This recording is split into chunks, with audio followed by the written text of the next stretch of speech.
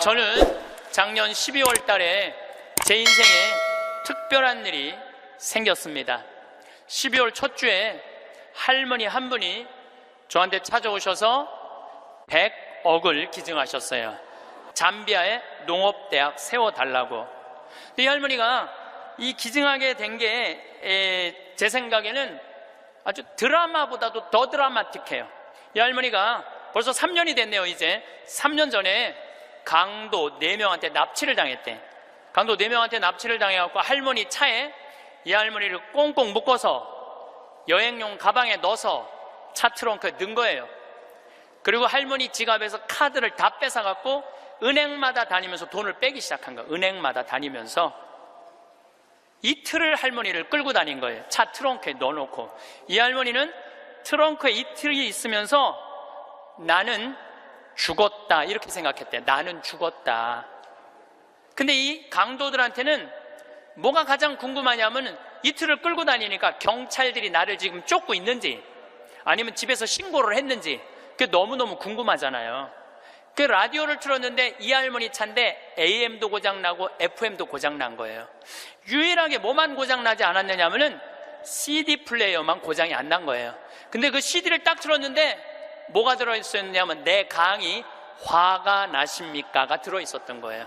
그 딱 들었는데 내 강의를 딱 듣는 순간 이 강도들이 계속 듣더래요. 이틀을 반복해서 듣더래요. 내 강의는 나도 졸릴 때 내가 듣거든요. 운전하면서. 너무 신기한 게 내가 한 강의인데도 내가 듣는데 내가 막 웃겨. 여러분들처럼 내가 막 웃어요. 그러니까 그 강도들도 계속 웃더래요. 근데 이제 이틀이 지나고 나서 트렁크 속으로 들리더래요. 죽이자, 죽이지 말자. 계속 이 소리가 들리더래요. 이 할머니 그 소리 들을 때마다 얼마나 기가 막혔어요. 죽이자, 죽이지 말자 이러는데. 그런데 막 언쟁을 끝내고 난 다음에 두목이 트렁크에 있는 할머니를 꺼내더니 할머니, 우리가 이 CD를 듣다 보니까 할머니 죽일 생각이 없어졌다. 할머니 풀어줄 테니까 신고만 하지 말라고. 그래서 할머니가 풀려난 거예요. 저는 내 강의를 어떤 분은 신부님 강의 너무 좋아갖고 녹음을 CD를 해갖고 1000개를 해갖고 1000개를 돌렸다는 분도 내가 만났어요.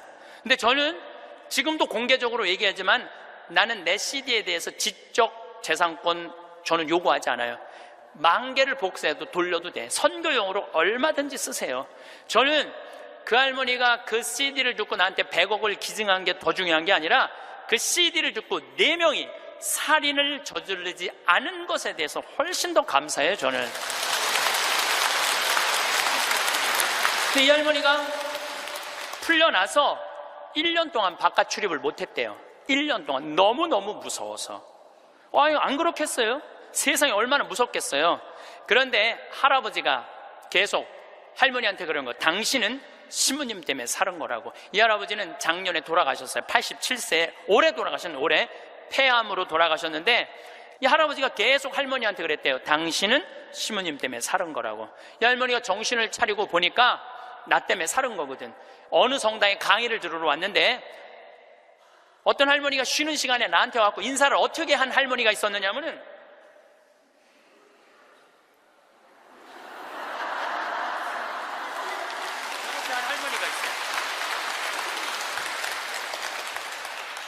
이렇게 인사를 한 할머니가 있어요. 나는 그 할머니가 그때 그 할머니인지 몰랐어요. 그 할머니가. 근데 그날따라 내가 잠비아 얘기를 참 많이 했어요. 잠비아 얘기를. 그러니까 이 할머니가 그 강의를 들으면서 내가 만약에 죽었다면 그때 그 많은 재산이 하늘로 다 없어졌을 텐데 저 신부님 때문에 살아났으니까 저 신부님이 원하는 일을 내가 해드려야 되겠다. 그리고 100억을 할아버지 빌딩 50억, 할머니 빌딩 50억 2개를 다 해서 정리를 해갖고 교구청에 봉헌을 하신 거예요. 기가 막힌 거죠. 세상에 그런 일이 어딨어요. 남들은 나한테 돈벼락 안 떨어지나 그러면 로또 한 번 맞는데 20억이랬는데 나는 5번이나 맞은 사람 로또를. 예. 물론 내 주머니에 들어오는 건 아니지만은. 그러니까 숙제가 생겼잖아요. 숙제가. 나는 느닷없이 그냥 할머니가 와갖고 잠비아에 농업대학 세우라. 난 농업대학 세워볼까 그랬지 세우려고는 안 그랬거든요. 예, 세우려고는 안 그랬어요. 하고 나중에 거기다 농업대학 세워볼까 이런 생각은 있었어요. 그럼 어떻게 할머니한테 내가 말씀드렸어요. 할머니, 귀양농업대학 세울 거라면 거기 가셔서 어디다가 세울지는 구경은 하고 와야 되지 않겠느냐. 내가 할머니한테 그랬어요. 그래서 잠비아에 이번 1월 달에 비행기 27시간을 타고 82살 된 할머니 손을 붙잡고 이번에 잠비아에 다녀왔어요. 예. 근데 여러분들, 잠비아가 얼마나 큰 나라냐면 우리나라 남한보다 7배 반이 커요. 7배 반이. 그리고 전체가 평지야. 전체가 평지고 전체가 숲이야, 숲. 그러니까 우리는 아프리카 그러면 막 사막, 그 다음에 막 먼지, 거기는 그런 거 하나 없어요. 그냥 숲만 정리해서 씨만 뿌리면 농장이 되는 데예요. 얼마나 비옥한지 몰라요. 얼마나 비옥한지. 누가 비가 안 오신대. 내가 할머니 모시고 간 보름 내내 비가 왔구만. 그러니까 안 가보고는 모르는 거, 사람이. 안 가보고는. 그러니까 가서 봐야 돼, 가서. 그러니까 예수님이 오죽 답답했으면은 제자들이 저분이 진짜 맞아? 저분이 뭐 하느님의 어린 양이야? 뭐 어쩌고저쩌고. 그러니까 예수님 뭐라 그래요? 와서 보시오. 유식한 말로 come and see 그러잖아요. 와서 보시오. 할머니 손을 붙잡고 내가 잠비아를 갔어요. 잠비아를 갔는데 시장을 이제 만나러 가잖아요. 무프리라라는 시를 이제 찾아가서 이 할머니가 10밀리언을 기증을 해서 내가 여기다 농업대학을 세우려고 그러니 땅을 좀 줘라. 시장님을 만나러 갔어요. 전날, 시장님 만나러 가기 전날 내가 그 프란치스코 전교 봉사의 수녀님 성당 있는 마당에서 하늘에 대고 기도했어요. 하느님, 내일 시장을 만나러 가는데 내가 땅을 얼마를 달라고 그럴까요? 그러니까 정말로 하늘에서 두 말도 안 하고 하느님께서 나한테 이렇게 말씀하시더라고요. 3,000헥타르 딱 그러더라고요. 네, 3,000헥타르 알겠습니다. 그래갖고 내가 시장이 땅이 얼마가 필요하냐고 그러길래 내가 영어로 얘기해서 I need 3,000 헥타르 딱 그랬어요. 근데 시장이 눈이 이만한 거예요. 그렇게 큰 땅이 필요하냐는 거예요. 이게 몇 평이냐면은 900만 평이야. 그러니까 여의도가 80만 평인데 여의도 11배만한 땅이에요. 나도 그렇게 큰 줄 몰랐죠. 3,000헥타르가 그렇게 큰 줄. 나도 진짜 몰랐어요. 근데 진짜 하늘에서 3,000헥타르 딱 그러길래 내가 부른 거지. 나도 3,000헥타르. 그렇게 큰 땅은 상상도 못했어요. 근데 더 놀라운 건 시장님이 이렇게 말씀하시더라고요. 그렇게 큰 땅이 필요하냐고. 그런데 미안하지만은 우리 무프리나시 전체가 450만 평밖에 안 된다는 거예요. 줄 땅이 없다는 거, 줄 땅이. 그리고 시장 재량으로 줄 수 있는 땅은 300만 평밖에 안 된다는 거예요. 1,000헥타르. 하느님은 나한테 900만 평 불렀는데 내가 300만 평만 받으면 이거 하느님 심부름을 잘 못하는 거 아니에요. 그래서 물어봤죠. 그러면 900만 평을 받으려면 어떻게 해야 되냐? 그랬더니 대통령을 만나야 돼. 대통령을 만나야지 대통령 사인이 나야지 그 땅을 줄 수가 있다는 거예요. 그럼 좋다. 내가 대통령을 만나겠다. 그래서 이번에 7월 22일 날, 1월 30일 날 갔다가 다시 7월 달에 잠비아를 또 갔어요. 7월 22일 날 대통령을 만났어요. 대통령을 만났는데 7월 22일은 참 특별한 날이에요. 내 생일날이에요. 생일날. 내 음력 생일날인데 7월 20일 날 만났는데 10시에 대통령을 만나기로 했는데 12시까지 대통령을 못 만났어요. 왜냐면 우리 대기시설에서 기다리는데 뭐 유럽의 뭐 프랑스인가 어디 대사가 왔다 가고 그 다음 미국의 무슨 에너지 위원장이라고 국회 사람이 들어왔다 가고 계속 엠바서더 대사들이 대통령 만나러 가는 거예요. 우리는 뭐 땅 얻으러 온 사람들인가 가만히 대기실에서 계속 기다리고 있었죠. 기다리고 있는데 이번에는 특별한 사람을 만난 거야. 추장을 처음 본 거야. 추장. 여러분들 추장 본 적 없죠? 추장을 처음 봤어요. 내가 태어나서 처음으로. 여러분들 추장님들은요 옷 벗고 안 다녀요. 우리가 잘못 알고 있는 거예요. 추장이 딱 들어오는데 추장이 먼저 안 들어와요. 경호원 2명이 딱 이런 양복 정장한 경호원이 딱 들어오는 거예요. 근데 딱 들어오는데 한눈에 추장인지를 알겠더라고요. 모자를 탁 쓰고 여자 추장이야. 그것도 여자 추장이 딱 들어오는데 왕이 들고 다니는 홀을 딱 들고 들어오는 거야. 내가 그 대사들이 다 왔다 한 번도 안 일어났어요. 근데 그 추장이 딱 문 열고 들어오는 순간 저절로 일어나지더라고. 저절로. 왜냐하면요, 잠비아의 추장 정도, 어느 정도로 권력이 좋으냐면은 보통 추장 한 분이 가지고 있는 땅이 6억 평 정도 돼요. 부산시가 1억 4천만 평이에요. 부산시가. 그러니까 서울보다 더 큰 땅을 갖고 있는 거예요. 추장 한 분이. 그러니까 잠비아에서 추장님한테 잘못 보이잖아요. 그냥 쫓겨나는 거예요. 근데 어떻게 안 일어나? 저절로 일어나지는 거죠. 그러더니 나를 보더니 내가 로망칼라 했으니까 내 손을 나를 보더니 딱 웃으면서 땡큐. 수녀님들도 다 땡큐 하고 딱 만나러 가는 거예요. 그것도 대통령 추장님 만나고 나오면서 우리 또 나올 때 또 일어나죠. 추장이 만나고 그냥 가더라고요. 2시간 동안 사실은 추장님 왔다 갔다 하고 대사관들 왔다 갔다 하는 거 구경만 한 거야. 12시가 됐을 때 경호실에서 영접실로 오라고 그러더라고요. 그래서 영접실에 들어가서 거기서 1시간을 기다려요. 1시간을. 3시간 만에 대통령이 나타난 거예요. 대통령께서 딱 들어오시는데 우리를 딱 보더니 정말로 내 귀에 영어로 그러더라고요. I owe you an apology 그러더라고요. 사과하겠다는 아주 정중한 말이에요. 그 말이 사과하고 싶다고. 그러니까 내가 그 얘기를 딱 듣고 내가 진짜로 유창한 영어로 이렇게 말했어요. 진짜 유창한 영어로 Don't worry, I understand, because you are president of Zambia. 내가 그랬어요. 당신 잠비아 대통령이기 때문에, 당신 바쁘기 때문에 내가 이해한다. 그러니까 대통령께서 막 웃으시더라고요. 그리고 이제 앉아서 제가 이런 얘기를 했어요. 나는 잠비아를 사랑한다. 왜 잠비아를 사랑하느냐면 잠비아는 부족 간에 분쟁이 없어요. 거기 전쟁이 없는 나라예요. 인구가 1500만인데 서로 전쟁이 없어요. 그리고 전쟁만 없을 뿐더러 테러도 없어요. 그리고 이 나라가 영국으로부터 독립한 지 딱 내 나이야 51년 됐어요. 51년 됐는데 이 나라가 대통령 정권 이양이 계속 민주적으로 교체가 되는 거예요. 다 투표로. 참 특별한 아프리카의 평화로운 나라예요. 평화로운 나라예요. 그래서 나는 이 나라에는 투자를 하고 싶다. 그리고 또 할머니 한 분이 100억을 기증해서 여기다가 내가 농업대학을 세우고 싶다. 뿐만 아니라 농업대학뿐만 아니라 의대도 세우고 싶다. 의대도 세우고 싶은데 그것뿐만 아니라 환경도시를 건설하고 싶다. 저는 거기다가 환경도시를 건설하고 싶어요. 참 아름다워. 별도 너무너무 멋있고. 그래서 내가 여러분들 초대하고 싶어요. 별이라는 게 이렇게 아름다운 거구나. 그러니까 내가 땅이 좀 필요하다. 땅이 좀 많이 필요하다. 3,000 헥타르가 필요하다. 그러더니 대통령께서 들으시더니 수녀님들이 20년 동안 잠비아에 와서 봉사활동하고 있는 거 자기 알고 있대요. 그래서 고맙게 생각을 한다고. 그리고 자기도 에너지에 관심이 너무 많다고 중국 애들이 와갖고 구리를 다 뺏어가는 거예요. 잠비아가 구리 매장량이 세계 4위야.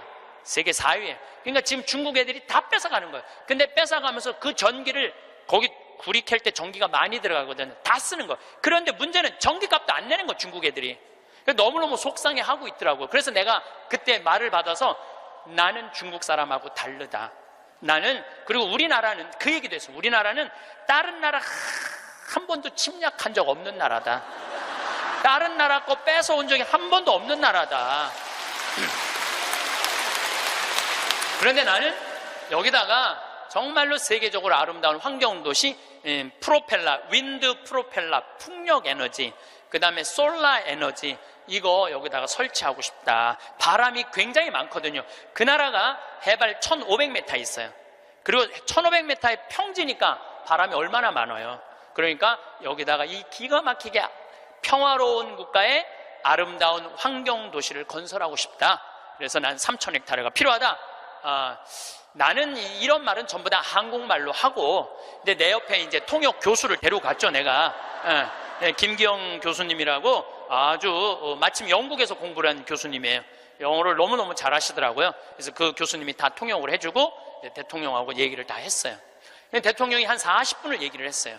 40분을 얘기를 했는데, 이번에 사실은 평화방송에서 제 잠비아 활동을 찍으러 갔어요. 하이라이트가 뭐냐면은 대통령 만나는 거 찍는 게 하이라이트야. 그런데 내가 공식적인 외교적인 채널로 온 게 아니기 때문에 방송국은 못 들어온다는 거예요. 너무 속상하더라고요. 그걸 우리 국민들한테 보여주고 싶고 우리 교우들한테 보여주고 싶었는데, 근데 이제 거의 다 끝났는데 딱 얼굴을 돌려보니까 평화방송이 찍고 있는 거야. 그래서 나중에 어떻게 된 거냐고 물어봤더니 우리를 너무 오래 기다리게 해서 그런지 갑자기 경호실에서 들어가서 찍으라고 그랬다는 거예요. 나는 이렇게 대통령을 보고 있느냐고 앞을 못 봤거든요. 40분 동안 집중을 해야 되잖아요. 집중. 잘 못 알아들어도 알아듣는 척하고 막 이렇게 집중을 해야 되기 때문에 앞을 못 봤어요. 다 찍었다는 거예요. 다 찍었다는 거예요. 그래서 이번에 평화방송에서 성탄 특집으로, 제목이 내가 정확하게 못 들었는데 8월의 크리스마스라는 제목으로 그 잠비아 특집으로 방송을 할 거예요. 여러분 한번 보세요. 꼭 보세요. 그리고 이제 대통령께서 다 얘기가 끝나고 미안했는지 사진 찍자고 그러더라고요. 그래서 내가 딱 일어났는데, 대통령, 난 벌써 일어나는 거 끝났는데 대통령은 계속 일어나는 거야. 키가 보니까 2m야, 2m 대통령이 키가. 그래서 제가 진짜 이랬어요. 이렇게 고개를 들고 진짜 또 유창한 영어로 이렇게 얘기했어요. Too tall. 내가 그랬어. Too tall. 사진을 찍으려고 그러니까 내가 너무 키가 작으니까 안 되겠어. 그래서 내가 영어로 얘기했어요. I need lift. 리프트 올리겠다. My 힐, 뒤꿈치를 올리겠다. 내가 그러니까 대통령이 박장대소를 하시는 거예요. 그래갖고 대통령이 한 우리 간 직원들, 이제 우리 수녀님들 다 뭐 10분하고 사진, 우리 저기 평화방송 스태프들하고도 다 찍어주셨어요. 너무너무 즐거우셨나 봐요. 그래갖고 이제 근데 이제 그 땅을 받으려면 2년을 기다려야 된대요. 왜냐하면 땅이 크기가 얼마냐, 분당 신도시 2배만 한 거니까. 우리도 신도시 하나 개발하려고 그러면 하루아침에 결정이 안 되잖아요. 그러니까 2년은 기다려야 된다고. 그리고 대통령께서도 강요회의를 통해서 나중에 땅을 드릴 수 있으면 회의로 결정되면 드리겠다고 그렇게 얘기를 했어요. 근데 내가 이제 마지막에 대통령을 정말로 많이 웃겼거든요. 나는 하느님한테 받은 특별한 은사 중에 하나가 누구도 웃길 수 있는 은사를 받았어요. 누구도 웃길 수 있는 은사를 받았어요. 그리고 나는 끝나고 사실은 대통령 만나고 눕고 이러고 저러는 바람에 새벽에 갔다가 밤 12시에 와갖고 생일 밥도 못 먹었어요. 그리고 다음날 강의는 LA, 아프리카에서 LA 성령대에 강의가 있는데 그런저런 이유로 비행기를 놓쳤어요. 2,500명이 기다리고 있는데 LA에서 지금 나를. 그러니까 전 세계 비행기를 뒤져보니까 원래는 싱가포르로 해서 LA로 이제 가는 비행기를 끊어놨는데 그걸 놓쳤으니 가긴 가야 될 거 아니야. 지금 2,500명이 날 기다리고 있는데. 그래 뒤져보니까 남아프리카 공화국 요한네스버그에서 암스테르담, 유럽 맨 끝에 네덜란드 암스테르담에서 거기서 또 완전 끝으로 LA로 가는 비행기가 있더라고. 엄청 비싼 비행기 표가. 그걸 끊어서 하루 종일 걸쳐서 암스테르담에 도착을 했어요. 암스테르담에 도착을 해갖고 핸드폰을 딱 열어보니까 수녀님이 메시지를 보냈어. 신부님, 기적이 일어났다는 거예요. 무슨 기적인가 했더니 다음날, 하루가 지난 거니까 다음날 대통령께서 직접 국토부 장관한테 직접 전화했대. 직접 전화해갖고 어제 한국에서 오신 신부님 원하는 땅 3,000헥타르 장관이 책임지고 다 드리라고 그랬다는 거예요.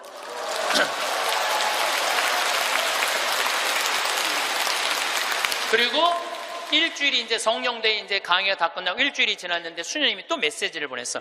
신부님, 우리들 지금 국토부 장관 만나러 다시 서울로 루사카로 간다는 거예요. 거기 서울까지 가는데 10시간 걸리거든요. 루사카로 간다는 거예요. 그럼 점점 일이 빨리 진행이 되는 거죠.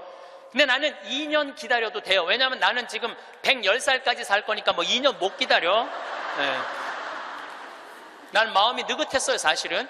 그리고 이제 한 달 반 동안 캐나다, 미국, 엘래스카 강의 끝나고 한국으로 9월 1일 날 들어왔는데 7월 16일 날 나가서 한국으로 9월 1일 날 들어왔는데 내 책상에 선물이 어떤 선물이 왔느냐면 그 3,000헥타르 측량까지 다 끝나고 지적도가 딱 온 거예요. 지적도가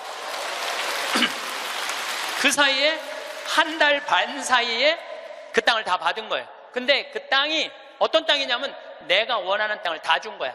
거기에 유칼립투스, 소나무 이렇게 굵은 거 어마어마하게 산림청에서 심어놓은 거 다 준 거, 그 땅. 그리고 강이 2개가 흘러요, 그 안에. 근데 수량이 굉장히 많아요. 수량이 완전 건기인데도 요거 지금 한 칸 되는 개울 강이죠. 거기는 강이 한 칸 되는데 2m 정도 되는 물이 철철철철 흐르더라고. 그리고 그 강 끝에 습지가 있는데 그 끝에 악어들이 굉장히 많은데 그 악어까지 다 주신 거야. 악어까지. 그 악어까지 다 주신 거야.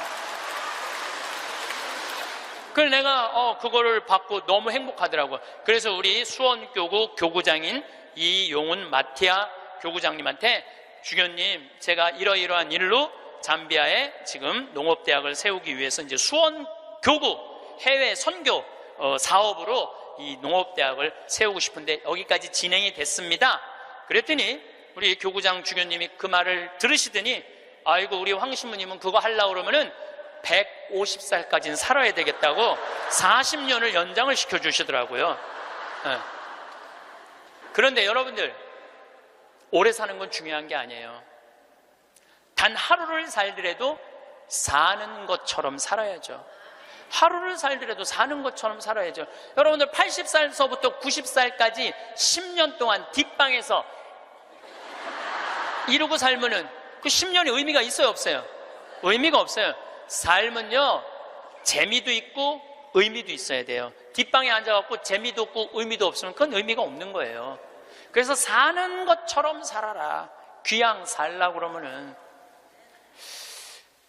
달걀 중에 유정란이 있고 무정란이 있어요. 똑같은 달걀인데 어떤 달걀은 뿅아리를 까고 어떤 달걀은 뿅아리를 못 까요.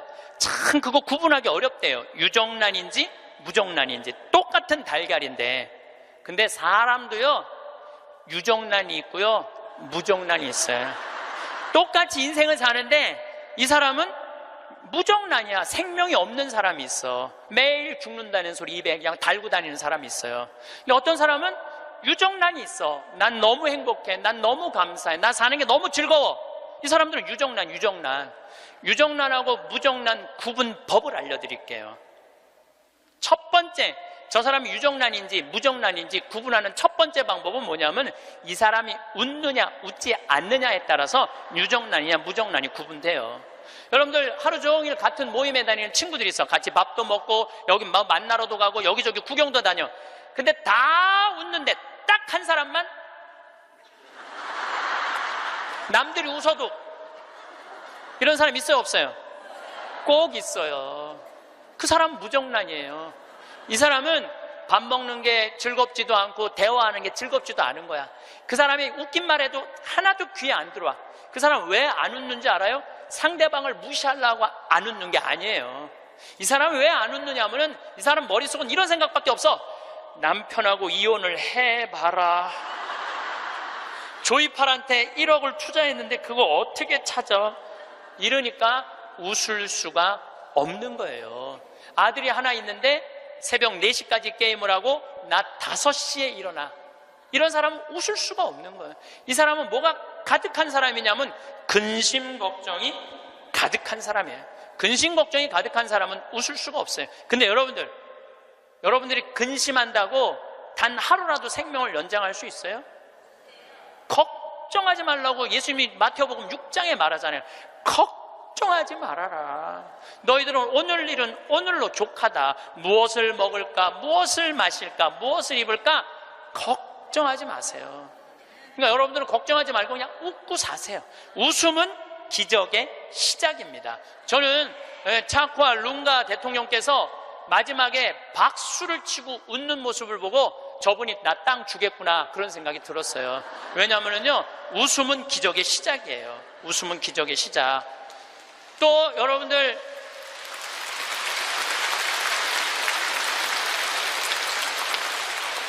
오늘 강의 들어서 사진 여러분들 안 나오는 분들 많죠? 아, 나는 왜 사진이 안 나와? 들여다봐요. 웃나 인상 쓰고 있나? 사진 잘 나오는 비법은요, 웃는 거예요. 이빨 살짝, 이거 웃는 거예요. 그러면은요, 아무리 못생긴 사람도 참 예쁘게 나와요. 웃음은 기적의 시작이에요. 그런 사람은 유정란으로 살 수 있어요.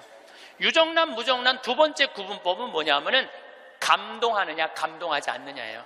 여러분들, 어떤 사람도 보면 뭐 맛있는 거, 아우, 맛있다, 정말 맛있다, 막 이렇게 좋아하는 사람 있죠? 뭐 신난다, 뭐 공연을 봐도 너무 멋있다, 이런 사람 있죠? 그런 사람이랑 같이 다니면 다닐만 해요. 네. 저는 이번에 미국 강의 중에 유타라는 곳을 여행을 했어요. 일주일 동안. 유타는 뭐냐면 여러분들 서부 영화 보면 막 쫙 빨간 돌산이 막 하늘 높이 서 있고 그런 거 있죠? 거기에 브라이어스 캐년, 그랜드 캐년, 델리킷 아치, 이런 캐년랜드, 이런 데가 있는 지역이에요. 미국에서도 가장 인기 있는 관광지예요. 거기를 일주일 동안 여행을 했는데, 나 여행을 인도한 사람이 74살 먹은 마틸다라는 친구예요.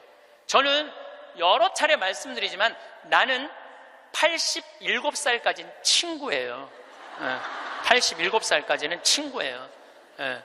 근데 74살 먹은 마틸다라는 이 친구인데, 4년 전에 내가 미국 강의 갔을 때 요세미티라는 공원을 나를 하루 1박 2일을 데리고 왔는데, 내가 너무너무 행복해 하니까 이번에 강의 온다니까 준비를 한 거야. 나 보여주려고 3,000km가 되는 데를 3번을 답사를 한 거예요. 3,000km, 74살 먹은. 근데 이분은 부자가 아니야. 세탁소 하는 분이에요. 근데 정말 내 강의대로 사는 분이야. 돈만 생기면 여행을 가는 거예요. 나중에 안 가고 이분은 생각만 나면 지금 가는 분이야. 지금 얼마나 즐겁게 사는지 몰라. 정말로 모아놓고 이런 생각 없어. 그냥 쓰는 거야. 그냥 쓰다 죽자. 스주케 회장이야. 그냥 쓰다 죽자. 그냥 쓰다 죽자. 3,000km를 3번을 답사를 한 거예요. 8명이 같이 여행을 갔는데, 이분은 이미 다 구경했기 때문에 더 이상 볼 게 없는 분이에요. 딱 뷰포인트, 제일 경치 좋은 자리 가서 이분은 경치를 안 보고 나를 보더라고요. 과연 내가 감동할 것이냐, 감동하지 않을 것이냐. 근데 저는 5년 전에 내가 위암 걸리고 난 다음부터 저는 매일매일 감동이에요. 이번에도 단풍을 보는데 내가 하느님한테 기도했어요. 하느님, 이 아름다운 단풍을 올해도 볼 수 있게 해주셔서 감사합니다. 올해도 볼 수 있게 해주셔서 감사합니다. 어제는 오래간만에 별이 막 떴어요. 막 별을 보는데 너무 이 아름다운 별을 볼 수 있게 해주셔서 감사합니다. 나는 감동이 삶의 기본인 사람이야. 네, 감동이. 네. 막 감동을 하면 막 너무너무 행복해. 그러니까 내가 그 뷰포인트에 딱 섰을 때 내 반응은 정말 이랬어요. 여기 죽인다. 여기 너무 멋있다. 좋아, 아주 좋아. 제가 맨 입만 열면은 오 마이 갓. 너무 일주일 동안 내가 계속 입에서 감동. 와, 너무 진짜 멋있었고. 이랬을 때 나하고 같이 간 7명은 자기 인생에 가장 행복했던 여행이라고 얘기를 하더라고. 여행은 어디를 가느냐가 중요한 게 아니에요. 누구와 가느냐가 중요한 거예요. 누구와 가는데 감동하는 사람이랑 가느냐, 감동하지 않는 사람이랑 가느냐에 따라서 여행은 기분이 확 잡치기도 하고 너무 멋있기도 해. 꼭 여러분들 이런 사람들 있죠. 꼭 좋은데, 경치 좋은 데라고 생각하고 데리고 갔는데 이렇게 말하는 사람 있어요. 뭐하러 여기까지 와? 있어요, 없어요? 꼭 있어요. 만약에 내가 그 델리킷 아치에서 이렇게 말했다면 그분은 다리에 힘이 쭉 빠졌을 거예요. 에이, 여기 뭐 우리나라 설악산 울산바위만 못하네. 이러면은요, 상대방 무릎 꺾는 것보다도 더 나쁜 일을 하고 있는 거예요. 사람은요, 감동을 할 줄 알아야지 이 사람이 멋있는 사람이에요. 그게 유정란이야. 유정란. 여러분들, 아내가 아이고 아파, 아이고 허리 아파, 아이 힘들어 죽겠어. 그럼 남편이 아이고 그거 또 아프다고 그러네. 이거 아픈 사람 한 줄이야. 좀 제발 좀 끙끙 소리 좀 하지 마. 그럼 정말로 신경질이 나요. 아이고 아파, 아이고 어떻게 해줄까, 얼마나 애 낳느냐고 힘들어갖고 이렇게 아프고, 정말 내가 죽일 놈이지, 살림하느냐고 힘들고 얼마나 아플까. 이거는요 위로가 돼요. 아프다. 나도 옛날에 다 아파봤어. 뭐 이런 사람 완전히 고춧가루 뿌리는 사람이에요. 유정란, 무정란은요, 감동하느냐, 감동하지 않느냐에 따라서 결정이 되는 거. 또 유정란, 무정란은 감사하느냐, 감사하지 않느냐에 따라서 유정란, 무정란은 결정적으로 구분 지어져요. 남편이 김치찌개 딱 먹고, 여보, 이렇게 맛있는 김치찌개 먹을 수 있는 건 대한민국에서 나 하나밖에 없을 거야. 당신 어쩜 이렇게 김치찌개를 맛있게 끓여? 이거는 김치찌개가 아니야. 이건 예술 작품이야. 당신 혹시 여기다가 약 탔어?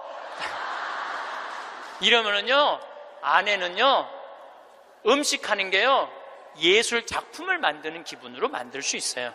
근데 남편이 딱 김치찌개 먹고, 야, 30년 동안 끓이는 김치찌개 이것밖에 못 끓이냐? 김 있어? 김 재놓은 거? 콩, 간장, 콩 갖고 와, 콩.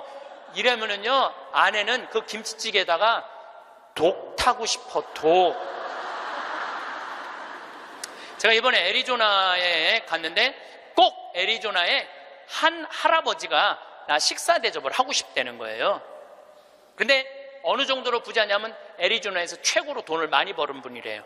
애리조나 밑백이 나오고도 절대 뒤지지 않는 부자래요. 집이 4,000평 있어요. 집이 4,000평.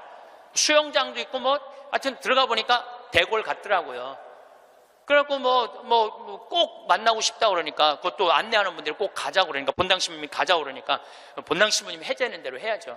갔는데 주인이 딱 나왔는데 앞치마를 딱 두르고 나온 거야, 할아버지가. 나는 어마어마하게 부자라 그래서 촥 럭셔리하게 하고 나올 줄 알았더니 앞치마를 딱 두르고 나온 거예요. 그래서 아니 이렇게 부자라는데 이 앞치마가 어울리지 않는다 그랬더니 이분이 나한테 그러는 거야. 안토니오라는 분인데 이분이 나한테 신부님 날 이렇게 만들었다는 거예요. 무슨 소리냐?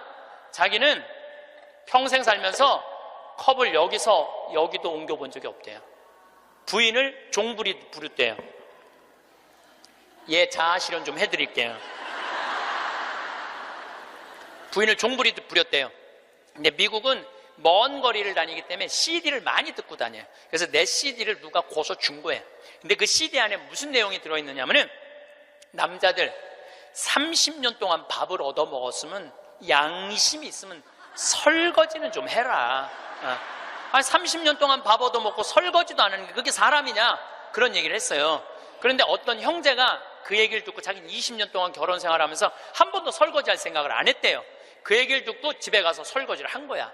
근데 아내가 밥 먹다가 갑자기 끝나고 난 다음에 남편이 설거지하러 가니까 아내가 그래도 당신 미쳤냐고, 왜 안 했던 짓을 하냐고.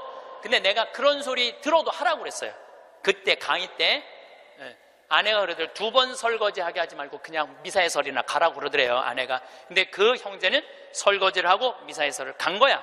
그랬는데 미사예설 하기 전에 아내가 메시지를 보냈어. 여보, 나는 당신이 한 설거지를 다시 하고 있어. 하지만 나는 20년 결혼 생활 하는 동안 오늘처럼 행복한 적은 없어. 당신이 내 일을 덜어주기 위해서 설거지를 한 그 자체로 나 너무너무 행복해.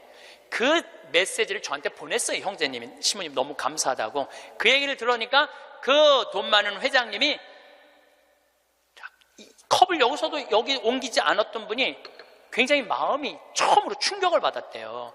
아내인데 종처럼 부린 자기가 너무 미안하더래. 그래서 그날 설거지를 했대요. 아내가 남편이 미쳤는 줄 알았대. 근데 아내가 설거지를 끝냈는데 너무너무 행복해 하더래요. 아내가 너무 행복한 모습을 보니까 청소기를 잡게 되더래요. 청소기를. 그래서 자기 부부는 3년 전부터 그 형제님이 저한테 참 인상적인 얘기를 했어요. 신부님, 내가 호텔도 가지고 있고 백화점도 갖고 있고 땅도 40만 평이나 있고 정말로 미국의 1%만 사는 집에서 살고 있는데 그게 하나도 행복에 도움이 안 되더라는 거예요. 진정으로 행복한 건 내 안에 웃음 속에서 내 행복이 들어있더라는 거예요. 내 안에 웃음 속에 내 행복이 들어있더라는 거예요. 자기는 이제 이렇게 행복할 수가 없다는 거예요. 사람이요, 감사하기 시작하면 행복하게. 그런 사람들은 유정란으로 사는 거예요. 유정란으로.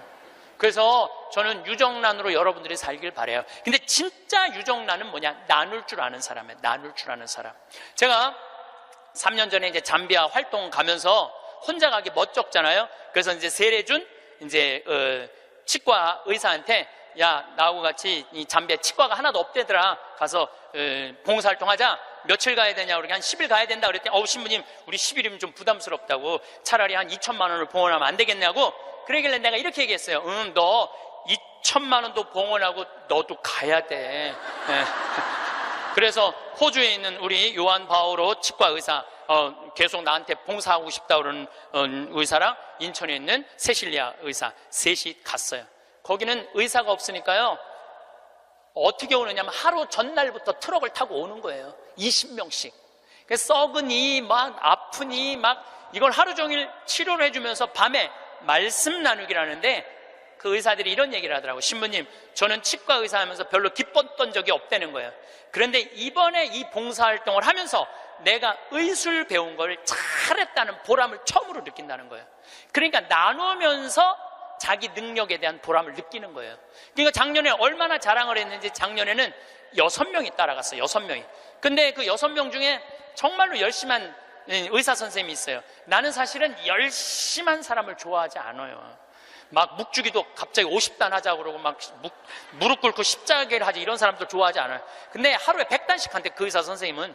그리고 막 치과에 가보니까 이건 병원인지 성당인지 구분이 안 돼. 성모님, 예수님 온 치과에 다 있어. 근데 그 의사 선생님이 에이즈 환자 이를 빼다가 그 피 묻은 그 핀셋으로 자기 손가락을 찔러버린 거야. 참, 저녁에 말씀 나누기 했는데 파김치가 돼 있고 약 먹고 이러니까 파김치가 돼 있잖아요. 너무너무 미안하더라고요. 그래서 내년에는 그냥 오지 말고 그냥 한 해 휴가 가고 건너뛰자. 그랬더니 세례도 안 받은 그 호성이라는 천주교 신자도 아니야. 김호성이라는 치과 의사가 나를 똑바로 쳐다보더니 이렇게 얘기하더라고요. 신부님은 내년에 오지 마세요. 우리끼리 올 테니까. 이 좋은 거를 왜 막느냐 이거야. 비행기표도 다 자기네들이 내고 가는 건데 다 자기네들 돈으로 가는 거예요. 이게요, 의미를 찾잖아요. 그럼 삶은요 찬란해지는 거예요. 의미를 찾으면은. 그래갖고 올해는 의사 선생님들이 8명이 갔어. 내년에 데려가 달라는 의사가 4명이야. 4명, 12명. 기적은요 억지로 만들려고 이루어지는 게 아니에요. 그냥 하느님이 이루어 주시는 거예요. 나눌 때 기적이 일어나는 거예요. 그런데 저는 거기다가 이제 농장도 20만 평을 이제 꾸며줬어요. 농장도 20만 평 꾸며주고 닭장도 해갖고 1000마리 팔던 거 이제 2000마리씩 다달이 판대요. 그런데 소를 못 키우겠는 거야. 소를. 저 소만 키우면 이제 거긴 다 이제 내 꿈이 다 이루어지는데. 근데 우리 평창 군수님이 대관령 한우협회 11년 동안 조합장 하다가 군수님이 된 거야.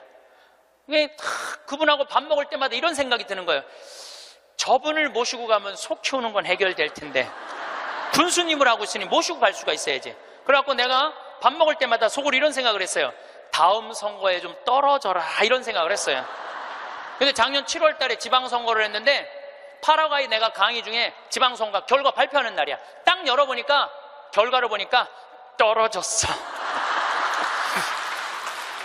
그래서 내가 축하한다고 메시지 보냈어요. 축하한다고.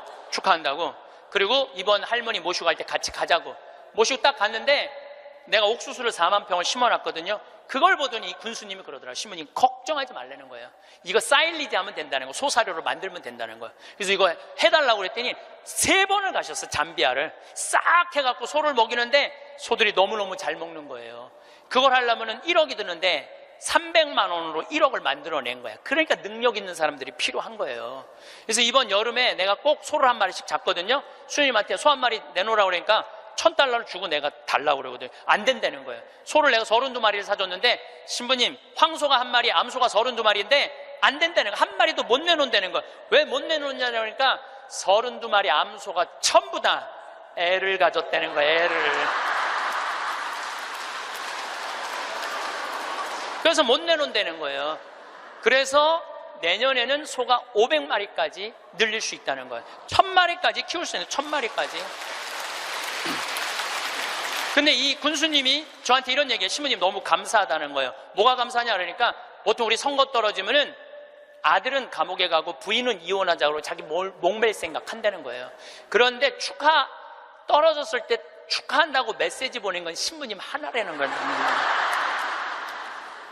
그런데 여기 막상 와서 보니 너무 좋다는 거. 너무너무 자기 인생의 의미가 생긴다는 거. 좀 너무너무 신난다는 거예요. 이번에 또 캐나다에 가니까 다니엘이라는 73살 먹은 할아버지가 회사가 3개나 있어. 설계 회사가. 당신도 참여하고 싶다고. 헬스장에 지금 다닌다는 거예요. 자기는 도시 설계팀이 있어서 신부님 거기 세계 최고의 환경도시를 세워줄 수 있다는 거야. 이분이 누구냐면 요한 바오로 2세 교황님이 캐나다에 방문했을 때 제대를 설계하신 분이야. 얼마나 능력 있는 분인지 몰라요. 또 한국에는 김원이라는 건축가가 있어요. 독립기념관 세우신 우리 이제 은퇴하셨는데 여기 해화동에 큰 빌딩 있죠.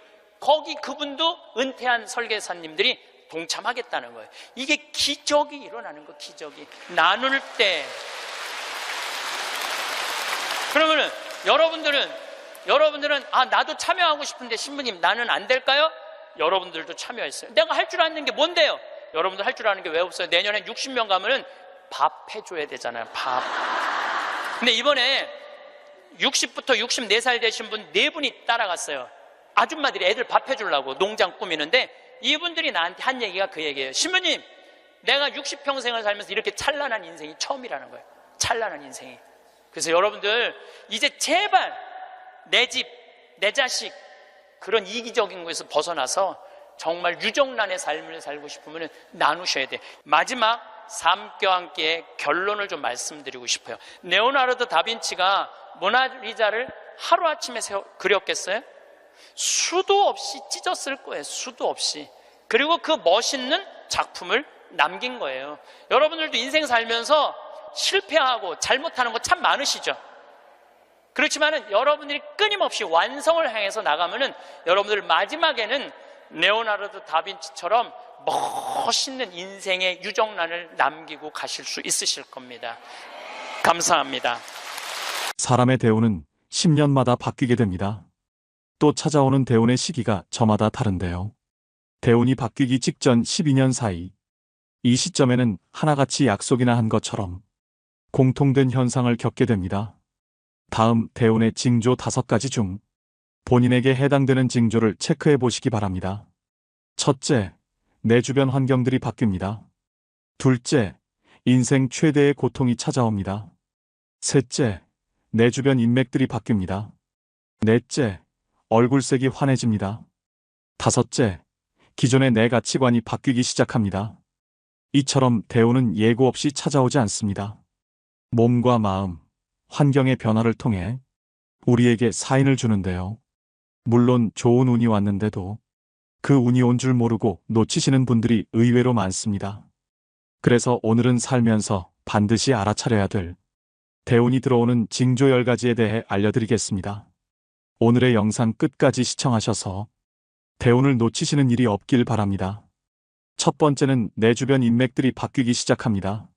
지인이 됐든 아는 사람이 됐든 친구가 됐든 대운이 들어올 때는 만남이 싫어집니다. 즉, 득이 안 생기는 쓸데없는 시간이라고 생각이 들어서 필요 이상의 시간 낭비를 안 하려고 합니다. 큰 의미 없는 담소를 나눴던 사람들과의 만남이 점점 줄어들기 시작하면서 그런 사람들이 정리가 됩니다. 반면 오랜 인연이 끊어지고 새로운 인연들이 생겨납니다. 내 운의 흐름이 바뀌면 자연스레 만나게 되는 사람들이 바뀝니다. 예전에 스쳐 지나갔던 인연이 우연히 다시 되풀이 될 수도 있고 새롭고 낯선 사람을 만날 수도 있습니다.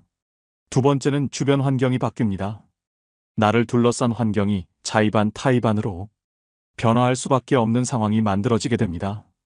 내가 원했든 원하지 않았든 상관이 없습니다.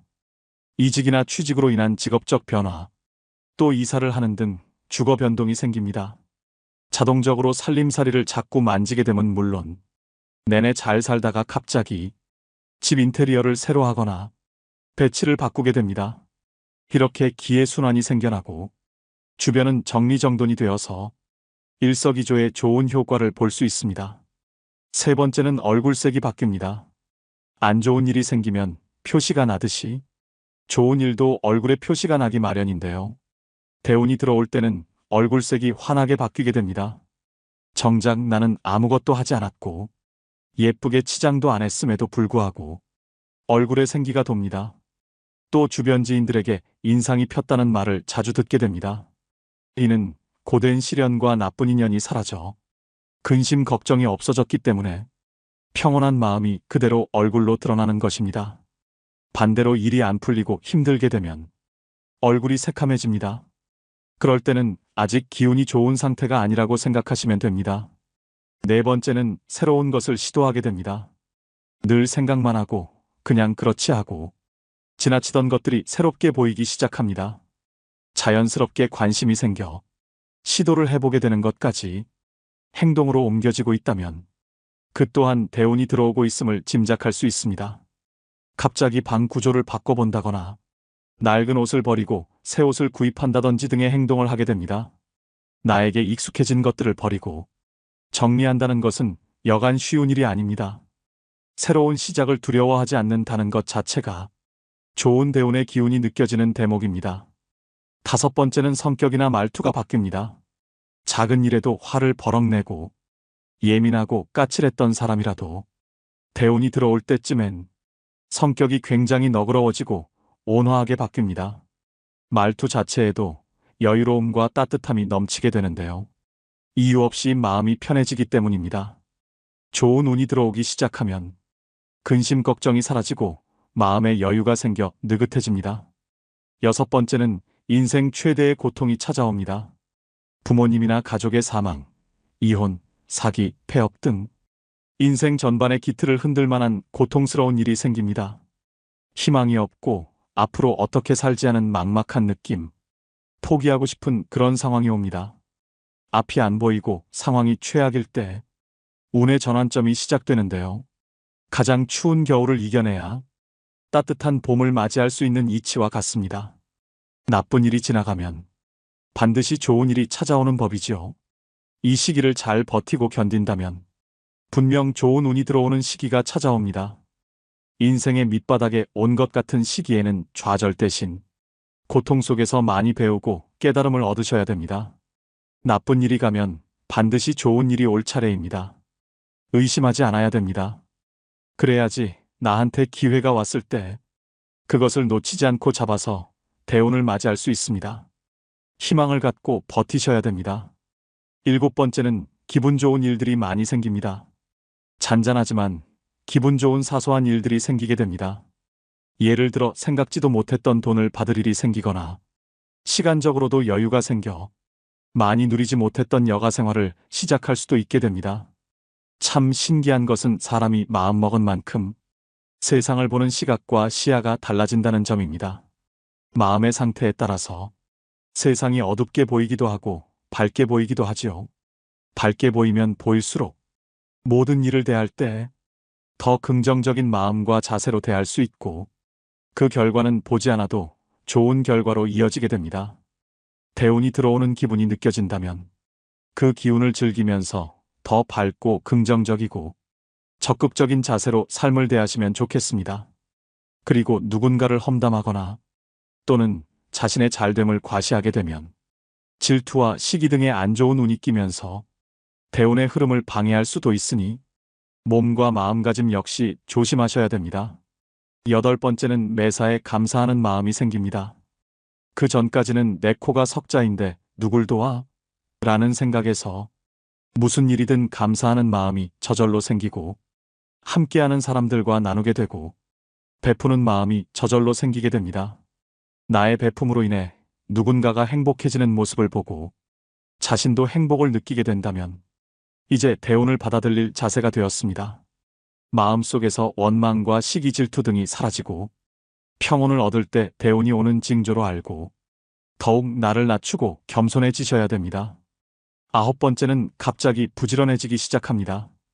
안 하던 계획을 잡게 되거나 안 하던 운동을 시작하게 되고 충분한 수면 시간 등을 가지는 등 갑자기 계획하게 됩니다.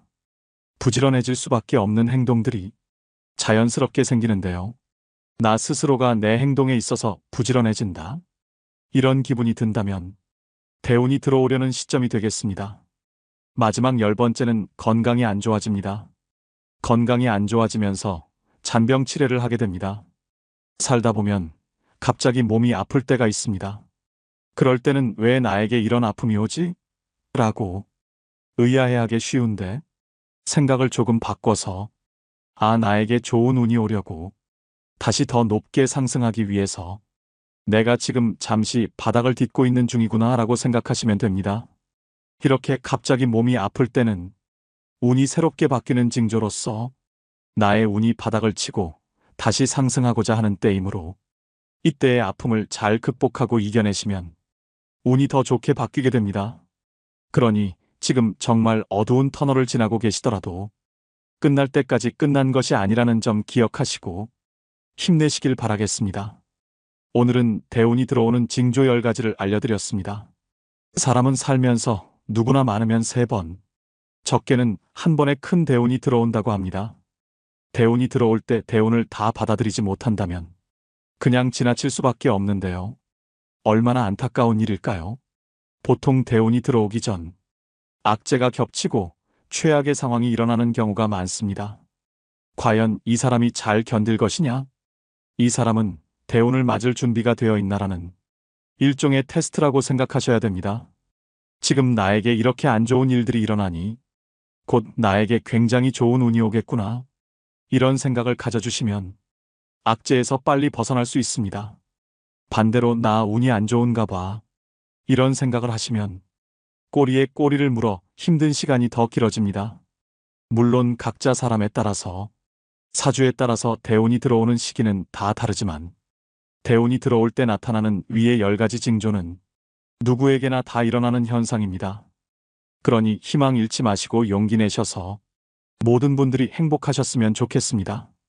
이 영상을 보신 분들은 이미 운이 좋으신 분들입니다. 말씀드린 대운 징조 8가지를 숙지하셔서 본인 스스로를 한번 돌이켜 생각해 보셨으면 좋겠습니다. 또 한 가지 더 말씀드리고 싶은 점은 대운을 맞이하고 유지하는 방법입니다. 삶에서 대운을 맞이하고 유지하는 것은 새로운 시작과 지속적인 균형을 이루는 과정입니다. 이를 위해서는 내면의 변화와 지속적인 자기 개발이 필요합니다. 대운을 맞이하기 위해서는 자신의 내면을 깊이 탐색하는 것이 중요합니다. 또 긍정적인 생각과 태도를 갖고 변화를 긍정적으로 받아들이며 새로운 기회를 적극적으로 모색하는 것이 중요합니다. 나이가 들수록 새로운 도전과 경험은 자신을 성장시키고 삶을 풍부하게 합니다. 대인 관계에서도 새로운 시도를 해보며 다양한 관점을 이해하는 것이 좋습니다. 이처럼 대운을 유지하는 것은 긍정적인 마음가짐을 지속적으로 유지하는 것에서 시작합니다. 이 점을 명심하시고 언젠가 여러분도 대운을 맞이해서 지금의 마음고생을 보상받으시길 간절히 바라봅니다. 저는 이 할머니가 풀려나서 1년 동안 바깥 출입을 못했대요. 1년 동안 너무너무 무서워서. 안 그렇겠어요? 세상이 얼마나 무섭겠어요?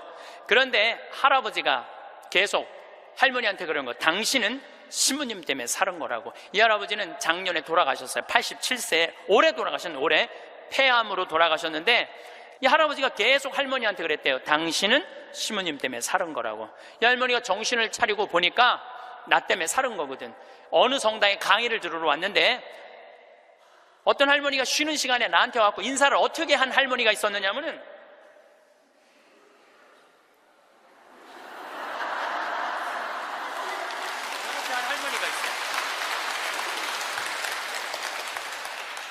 이렇게 인사를 한 할머니가 있어요. 나는 그 할머니가 그때 그 할머니인지 몰랐어요. 그 할머니가. 근데 그날따라 내가 잠비아 얘기를 참 많이 했어요. 잠비아 얘기를.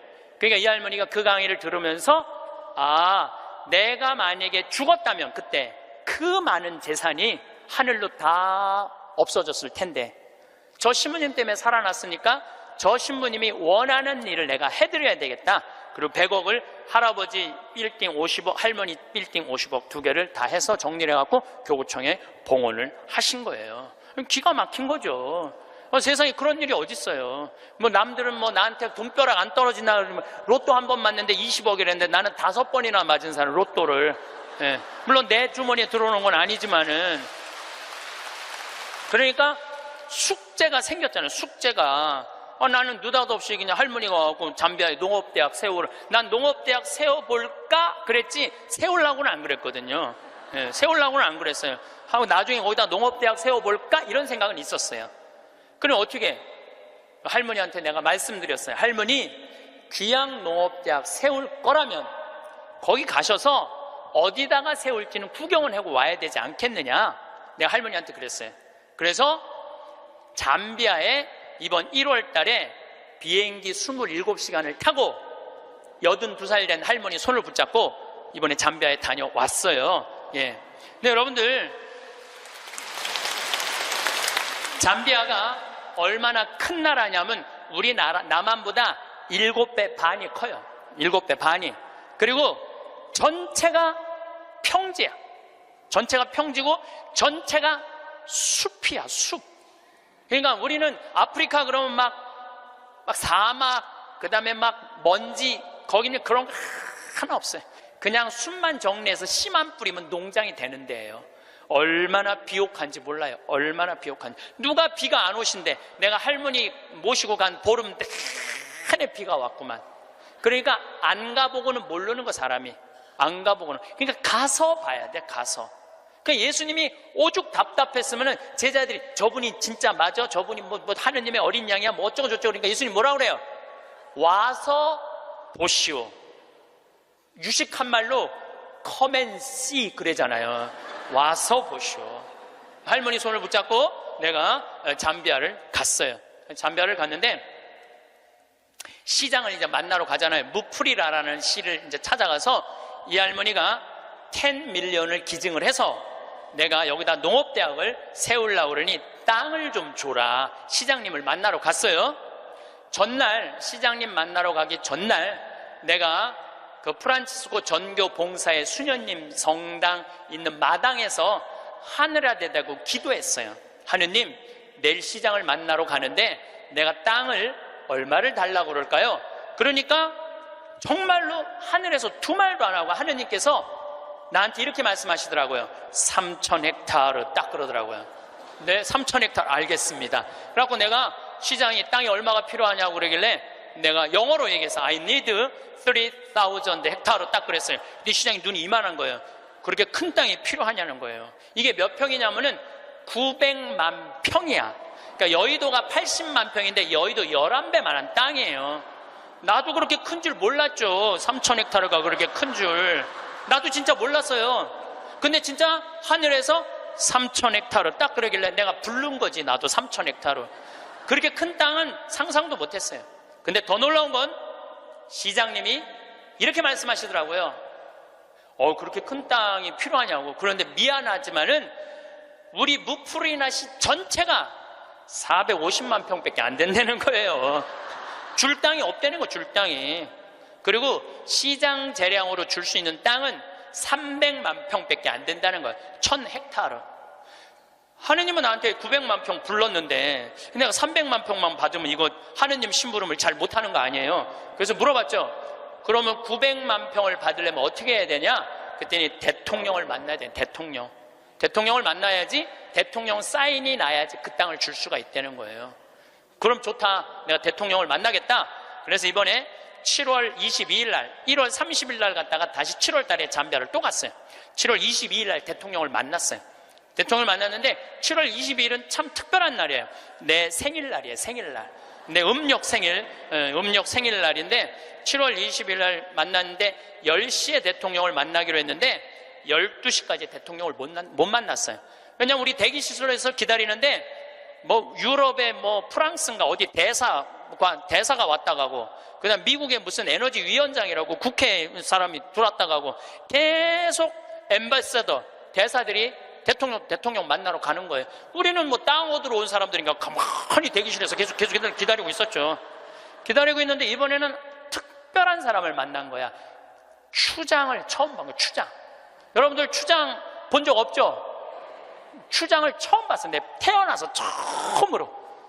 여러분들 추장님들은요 옷 벗고 안 다녀요. 우리가 잘못 알고 있는 거예요. 추장이 딱 들어오는데 추장이 먼저 안 들어와요. 경호원 2명이 딱 이런 양복 정장한 경호원이 딱 들어오는 거예요. 근데 딱 들어오는데 한눈에 추장인 줄 알겠더라고요. 모자를 탁 쓰고 여자 추장이야. 그것도 여자 추장이 딱 들어오는데 왕이 들고 다니는 홀을 딱 들고 들어오는 거야. 내가 그 대사들이 다 왔다 한 번도 안 일어났어요. 근데 그 추장이 딱 문 열고 들어오는 순간 저절로 일어나지더라고. 저절로. 왜냐하면요, 잠비아의 추장 정도, 어느 정도로 권력이 좋으냐면은 보통 추장 한 분이 가지고 있는 땅이 6억 평 정도 돼요.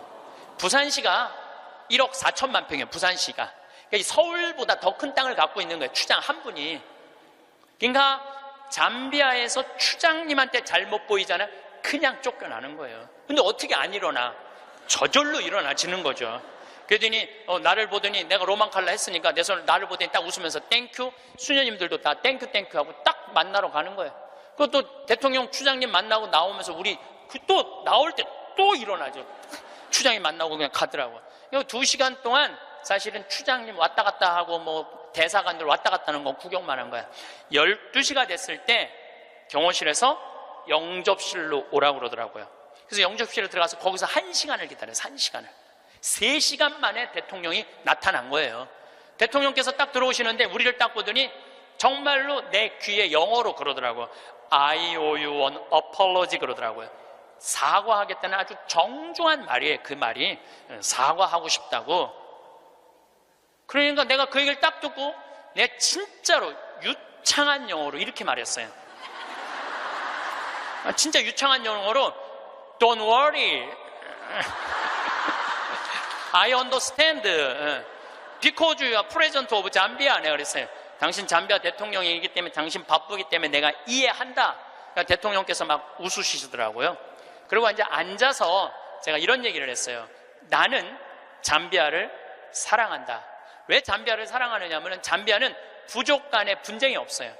거의 전쟁이 없는 나라예요.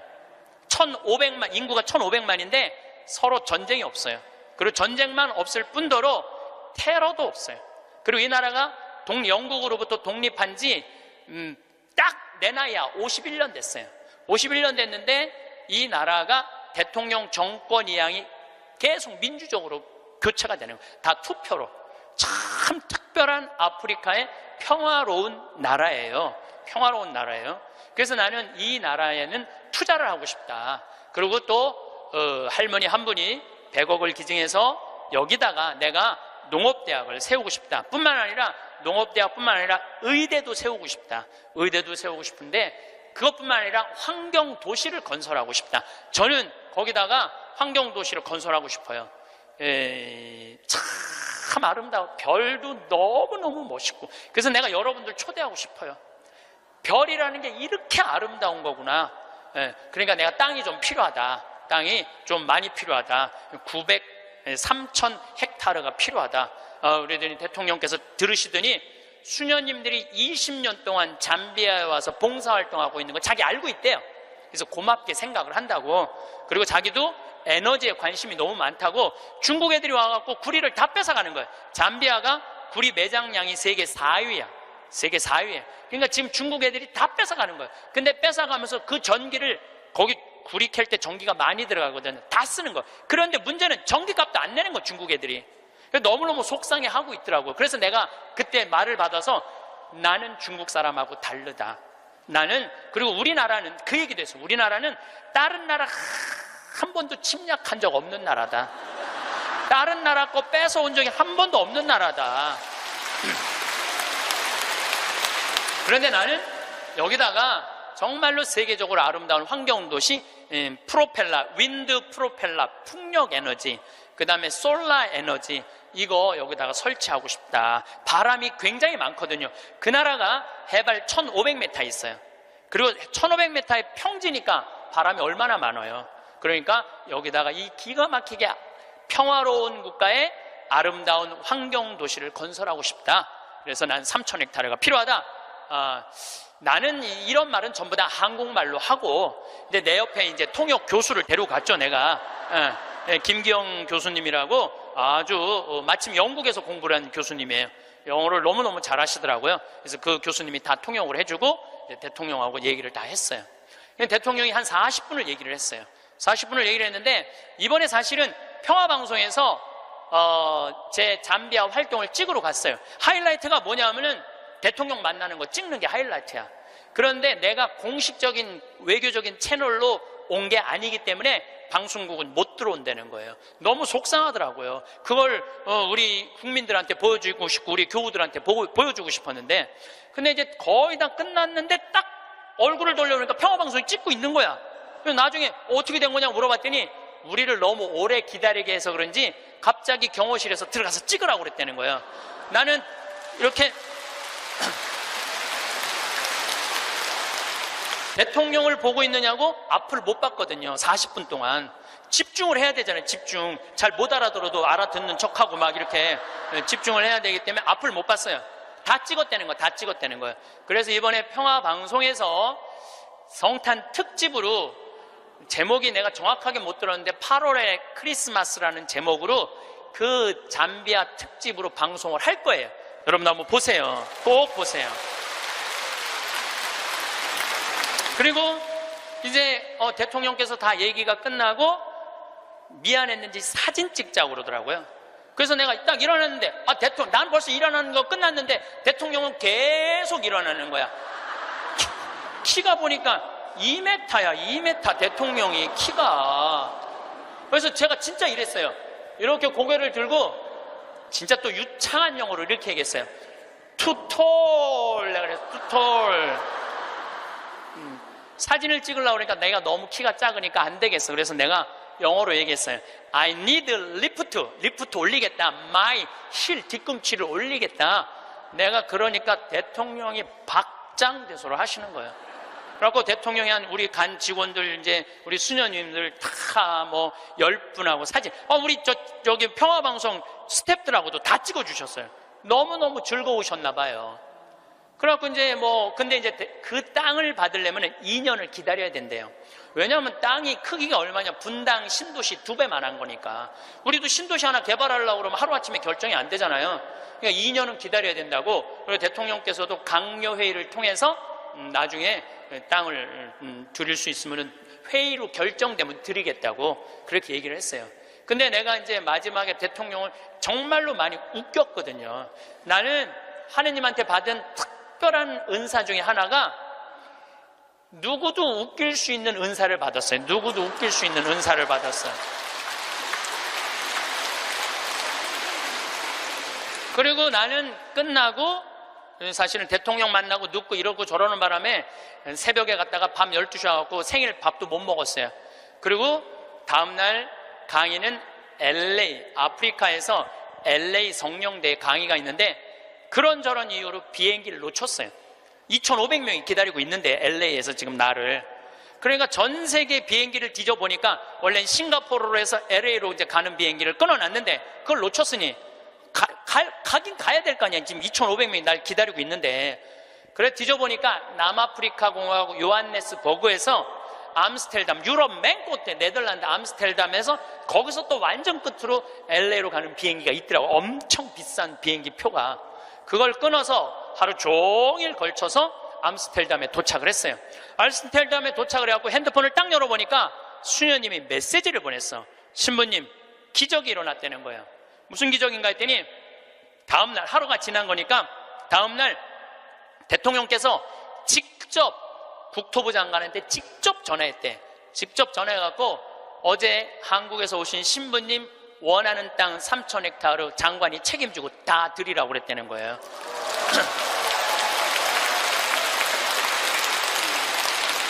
그리고 일주일이 이제 성령대에 이제 강의가 다 끝나고 일주일이 지났는데 수녀님이 또 메시지를 보냈어.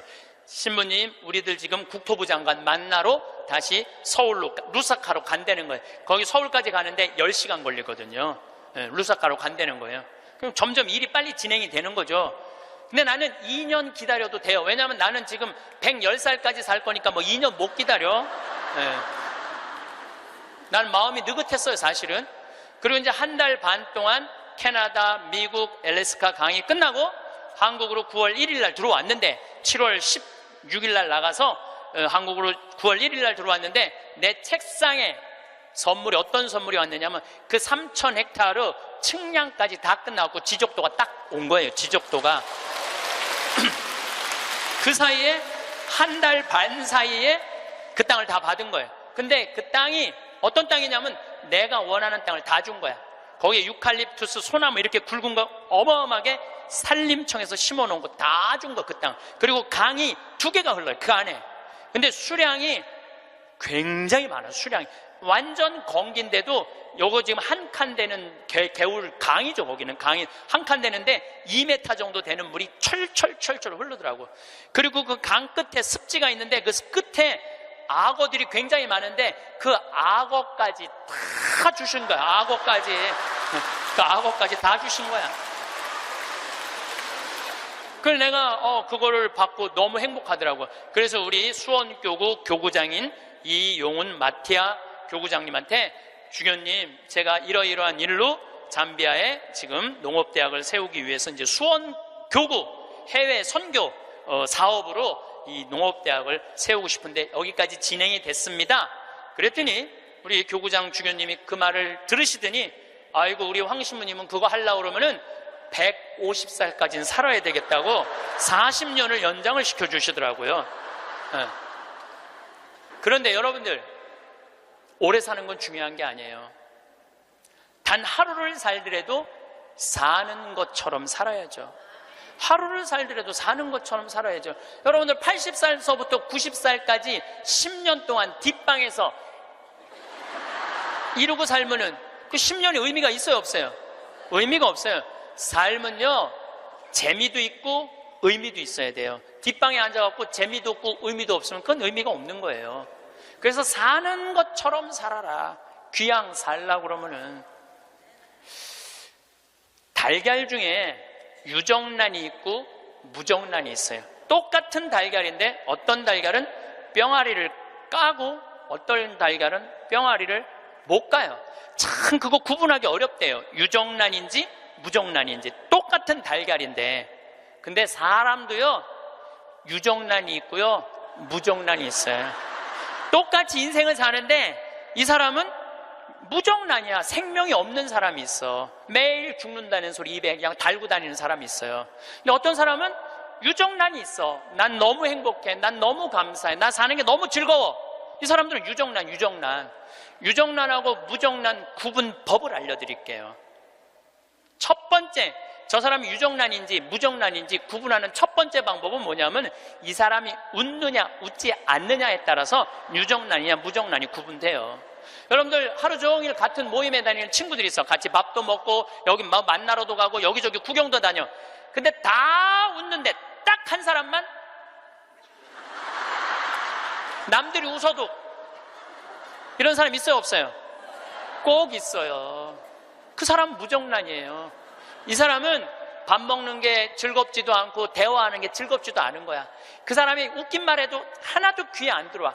그 사람 왜 안 웃는지 알아요? 상대방을 무시하려고 안 웃는 게 아니에요. 이 사람이 왜 안 웃느냐 하면은 이 사람 머릿속은 이런 생각밖에 없어. 남편하고 이혼을 해봐라. 조이팔한테 1억을 투자했는데 그거 어떻게 찾아? 이러니까 웃을 수가 없는 거예요. 아들이 하나 있는데 새벽 4시까지 게임을 하고 낮 5시에 일어나. 이런 사람은 웃을 수가 없는 거예요. 이 사람은 뭐가 가득한 사람이냐면 근심 걱정이 가득한 사람이에요. 근심 걱정이 가득한 사람은 웃을 수가 없어요. 근데 여러분들이 근심한다고 단 하루라도 생명을 연장할 수 있어요? 걱정하지 말라고 예수님이 마태복음 6장에 말하잖아요. 걱정하지 말아라. 너희들은 오늘 일은 오늘로 족하다. 무엇을 먹을까, 무엇을 마실까, 무엇을 입을까 걱정하지 마세요. 그러니까 여러분들은 걱정하지 말고 그냥 웃고 사세요. 웃음은 기적의 시작입니다. 저는 차쿠아 룽가 대통령께서 마지막에 박수를 치고 웃는 모습을 보고 저분이 나 땅 주겠구나 그런 생각이 들었어요. 왜냐하면요, 웃음은 기적의 시작이에요. 웃음은 기적의 시작. 또 여러분들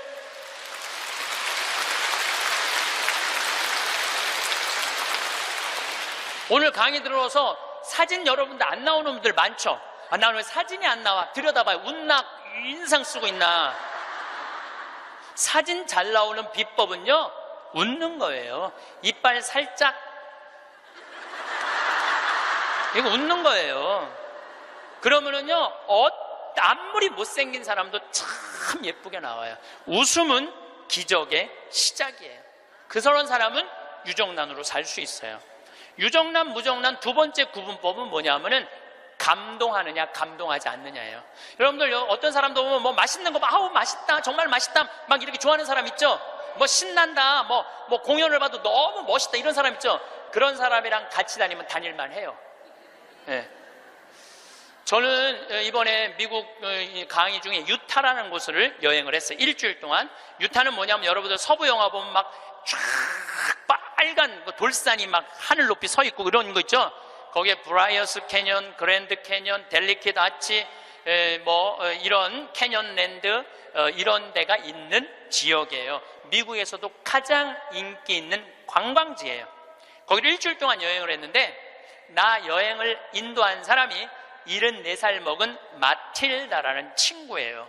저는 여러 차례 말씀드리지만 나는 87살까지는 친구예요.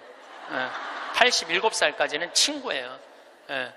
근데 74살 먹은 마틸다라는 이 친구인데 4년 전에 내가 미국 강의 갔을 때 요세미티라는 공원을 나를 하루 1박 2일을 데리고 왔는데 내가 너무너무 행복해 하니까 이번에 강의 온다니까 준비를 한 거야. 나 보여주려고 3,000km가 되는 데를 3번을 답사를 한 거예요. 3,000km, 74살 먹은. 근데 이분은 부자가 아니야. 세탁소 하는 분이에요. 근데 정말 내 강의대로 사는 분이야. 돈만 생기면 여행을 가는 거예요. 나중에 안 가고 이분은 생각만 나면 지금 가는 분이야. 지금 얼마나 즐겁게 사는지 몰라. 정말로 모아놓은 거 이런 거 생각 없어. 그냥 쓰는 거야. 그냥 쓰다 죽자. 스주케 회장이야. 그냥 쓰다 죽자. 그냥 쓰다 죽자. 3,000km를 3번을 답사를 한 거예요. 8명이 같이 여행을 갔는데 이분은 이미 다 구경했기 때문에 더 이상 볼 게 없는 분이에요. 딱 뷰포인트 제일 경치 좋은 자리 가서 이분은 경치를 안 보고 나를 보더라고요. 과연 내가 감동할 것이냐 감동하지 않을 것이냐. 근데 저는 5년 전에 내가 위암 걸리고 난 다음부터 저는 매일매일 감동이에요. 이번에도 단풍을 보는데 내가 하느님한테 기도했어요. 하느님, 이 아름다운 단풍을 올해도 볼 수 있게 해주셔서 감사합니다. 올해도 볼 수 있게 해주셔서 감사합니다. 어제는 오래간만에 별이 막 떴어요. 막 별을 보는데 너무 이 아름다운 별을 볼 수 있게 해주셔서 감사합니다. 나는 감동이 삶의 기본인 사람이야. 네, 감동이. 네. 막 감동을 하면 막 너무너무 행복해. 그러니까 내가 그 뷰포인트에 딱 섰을 때 내 반응은 정말 이랬어요. 여기 죽인다. 여기 너무 멋있다. 좋아, 아주 좋아. 제가 맨 입만 열면은 오 마이 갓. 너무 일주일 동안 내가 계속 입에서 감동. 와, 너무 진짜 멋있었고. 이랬을 때 나하고 같이 간 7명은 자기 인생에 가장 행복했던 여행이라고 얘기를 하더라고. 여행은 어디를 가느냐가 중요한 게 아니에요. 누구와 가느냐가 중요한 거예요. 누구와 가는데 감동하는 사람이랑 가느냐, 감동하지 않는 사람이랑 가느냐에 따라서 여행은 기분이 확 잡치기도 하고 너무 멋있기도 해. 꼭 여러분들 이런 사람들 있죠. 꼭 좋은데, 경치 좋은 데라고 생각하고 데리고 갔는데 이렇게 말하는 사람이 있어요. 뭐하러 여기까지 와? 있어요, 없어요? 꼭 있어요. 만약에 내가 그 델리킷 아치에서 이렇게 말했다면 그분은 다리에 힘이 쭉 빠졌을 거예요. 에이, 여기 뭐 우리나라 설악산 울산바위만 못하네. 이러면은요, 상대방 무릎 꺾는 것보다도 더 나쁜 일을 하고 있는 거예요. 사람은요, 감동을 할 줄 알아야지 이 사람이 멋있는 사람이에요. 그게 유정란이야. 유정란. 여러분들 아내가 아이고 아파, 아이고 허리 아파, 아이 힘들어 죽겠어. 그럼 남편이 아이고 그거 또 아프다고 그러네. 이거 아픈 사람 한둘이야. 좀 제발 좀 끙끙 소리 좀 하지 마. 그럼 정말로 신경질이 나요. 아이고 아파, 아이고 어떻게 해줄까, 얼마나 애 낳느냐고 힘들어갖고 이렇게 아프고, 정말 내가 죽일 놈이지, 살림하느냐고 힘들고 얼마나 아플까. 이거는요 위로가 돼요. 아프다. 나도 옛날에 다 아파봤어. 이런 사람 완전히 고춧가루 뿌리는 사람이에요. 유정란, 무정란은요 감동하느냐 감동하지 않느냐에 따라서 결정이 되는 거. 또 유정란, 무정란은 감사하느냐 감사하지 않느냐에 따라서 유정란, 무정란은 결정적으로 구분지어져요. 남편이 김치찌개 딱 먹고, 여보, 이렇게 맛있는 김치찌개 먹을 수 있는 건 대한민국에서 나 하나밖에 없을 거야. 당신 어쩜 이렇게 김치찌개를 맛있게 끓여? 이거는 김치찌개가 아니야. 이건 예술 작품이야. 당신 혹시 여기다가 약 탔어? 이러면은요, 아내는요, 음식하는 게요, 예술 작품을 만드는 기분으로 만들 수 있어요. 근데 남편이 딱 김치찌개 먹고, 야, 30년 동안 끓이는 김치찌개 이것밖에 못 끓이냐? 김 있어? 김 재놓은 거? 콩, 간장, 콩 갖고 와, 콩. 이러면은요, 아내는 그 김치찌개에다가 독 타고 싶어, 독. 제가 이번에 애리조나에 갔는데 꼭 애리조나에 한 할아버지가 나 식사 대접을 하고 싶다는 거예요. 근데 어느 정도로 부자냐면 애리조나에서 최고로 돈을 많이 버는 분이래요. 애리조나 밑대기 나오고도 절대 뒤지지 않는 부자래요. 집이 4,000평 있어요. 집이 4,000평. 수영장도 있고 하여튼 들어가 보니까 대골 같더라고요. 그래갖고 꼭 만나고 싶다 그러니까, 그것도 안내하는 분들이 꼭 가자고 그러니까, 본당 신부님이 가자고 그러니까, 본당 신부님이 해제하는 대로 해야죠. 갔는데, 주인이 딱 나왔는데, 앞치마를 딱 두르고 나온 거야, 할아버지가. 나는 어마어마하게 부자라 그래서 촥, 럭셔리하게 하고 나올 줄 알았더니, 앞치마를 딱 두르고 나온 거예요. 그래서, 아니, 이렇게 부자라는데, 이 앞치마가 어울리지 않는다 그랬더니, 이분이 나한테 그러는 거야. 안토니오라는 분인데, 이분이 나한테 신부님 날 이렇게 만들었다는 거예요. 무슨 소리냐? 자기는 평생 살면서 컵을 여기서 여기도 옮겨본 적이 없대요. 부인을 종부리 부르대요. 예, 자아 실현 좀 해드릴게요. 부인을 종부리 부렸대요. 근데 미국은 먼 거리를 다니기 때문에 CD를 많이 듣고 다녀요. 그래서 내 CD를 누가 고소 준 거예요. 근데 그 CD 안에 무슨 내용이 들어있느냐면은, 남자들 30년 동안 밥을 얻어 먹었으면, 양심이 있으면 설거지는 좀 해라.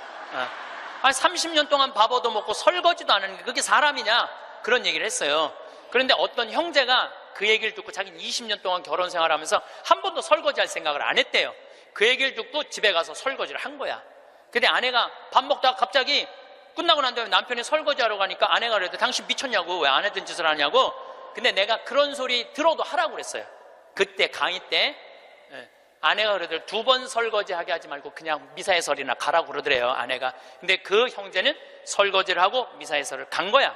그랬는데 미사에설 하기 전에 아내가 메시지를 보냈어. 여보, 나는 당신이 한 설거지를 다시 하고 있어. 하지만 나는 20년 결혼 생활 하는 동안 오늘처럼 행복한 적은 없어. 당신이 내 일을 덜어주기 위해서 설거지를 한 그 자체로 나 너무너무 행복해. 그 메시지를 저한테 보냈어요, 형제님이. 신부님 너무 감사하다고. 그 얘기를 들으니까 그 돈 많은 회장님이 컵을 여기서도 여기 옮기지 않았던 분이 굉장히 마음이 처음으로 충격을 받았대요. 아내인데 종처럼 부린 자기가 너무 미안하더래. 그래서 그날 설거지를 했대요. 아내가 남편이 미쳤는 줄 알았대. 근데 아내가 설거지를 끝냈는데 너무너무 행복해 하더래요. 아내가 너무 행복한 모습을 보니까 청소기를 잡게 되더래요. 청소기를. 그래서 자기 부부는 3년 전부터 그 형제님이 저한테 참 인상적인 얘기를 했어요. 신부님, 내가 호텔도 가지고 있고 백화점도 갖고 있고 땅도 40만 평이나 있고 정말로 미국의 1%만 사는 집에서 살고 있는데 그게 하나도 행복에 도움이 안 되더라는 거예요. 진정으로 행복한 건 내 안에 웃음 속에서 내 행복이 들어있더라는 거예요. 내 안에 웃음 속에 내 행복이 들어있더라는 거예요. 자기는 이제 이렇게 행복할 수가 없다는 거예요. 사람이요, 감사하기 시작하면 행복하게. 그런 사람들은 유정란으로 사는 거예요. 유정란으로. 그래서 저는 유정란으로 여러분들이 살길 바라요. 근데 진짜 유정란은 뭐냐? 나눌 줄 아는 사람이에요. 나눌 줄 아는 사람. 제가 3년 전에 이제 잠비아 활동 가면서 혼자 가기 멋쩍잖아요. 그래서 이제 세례준 이제 치과 의사한테, 야, 나하고 같이 이 잠비아 치과가 하나도 없대더라. 가서 봉사활동하자. 며칠 가야 되냐고 그러니까 한 10일 가야 된다 그랬더니 신부님 우리 10일이면 좀 부담스럽다고 차라리 한 2천만 원을 봉헌하면 안 되겠냐고 그러길래 내가 이렇게 얘기했어요. 너 2천만 원도 봉헌하고 너도 가야 돼. 네. 그래서 호주에 있는 우리 요한 바오로 치과 의사 계속 나한테 봉사하고 싶다 그러는 의사랑 인천에 있는 세실리아 의사 셋이 갔어요.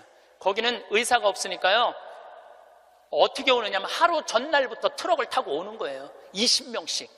썩으니 막 아프니 막 이걸 하루 종일 치료를 해주면서 밤에 말씀 나누기라는데 그 의사들이 이런 얘기를 하더라고요. 신부님, 저는 치과 의사 하면서 별로 기뻤던 적이 없다는 거예요.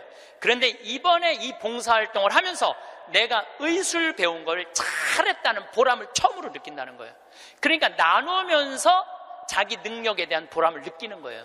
그러니까 작년에 얼마나 자랑을 했는지 작년에는 6명이 따라갔어요. 6명이. 근데 그 6명 중에 정말로 열심한 의사 선생님이 있어요. 나는 사실은 열심한 사람을 좋아하지 않아요. 막 묵주기도 갑자기 50단 하자고 그러고 막 무릎 꿇고 십자가를 하지 이런 사람들 좋아하지 않아요. 근데 하루에 100단씩 한대 그 의사 선생님은. 그리고 막 치과에 가보니까 이건 병원인지 성당인지 구분이 안 돼. 성모님, 예수님 온 치과에 다 있어.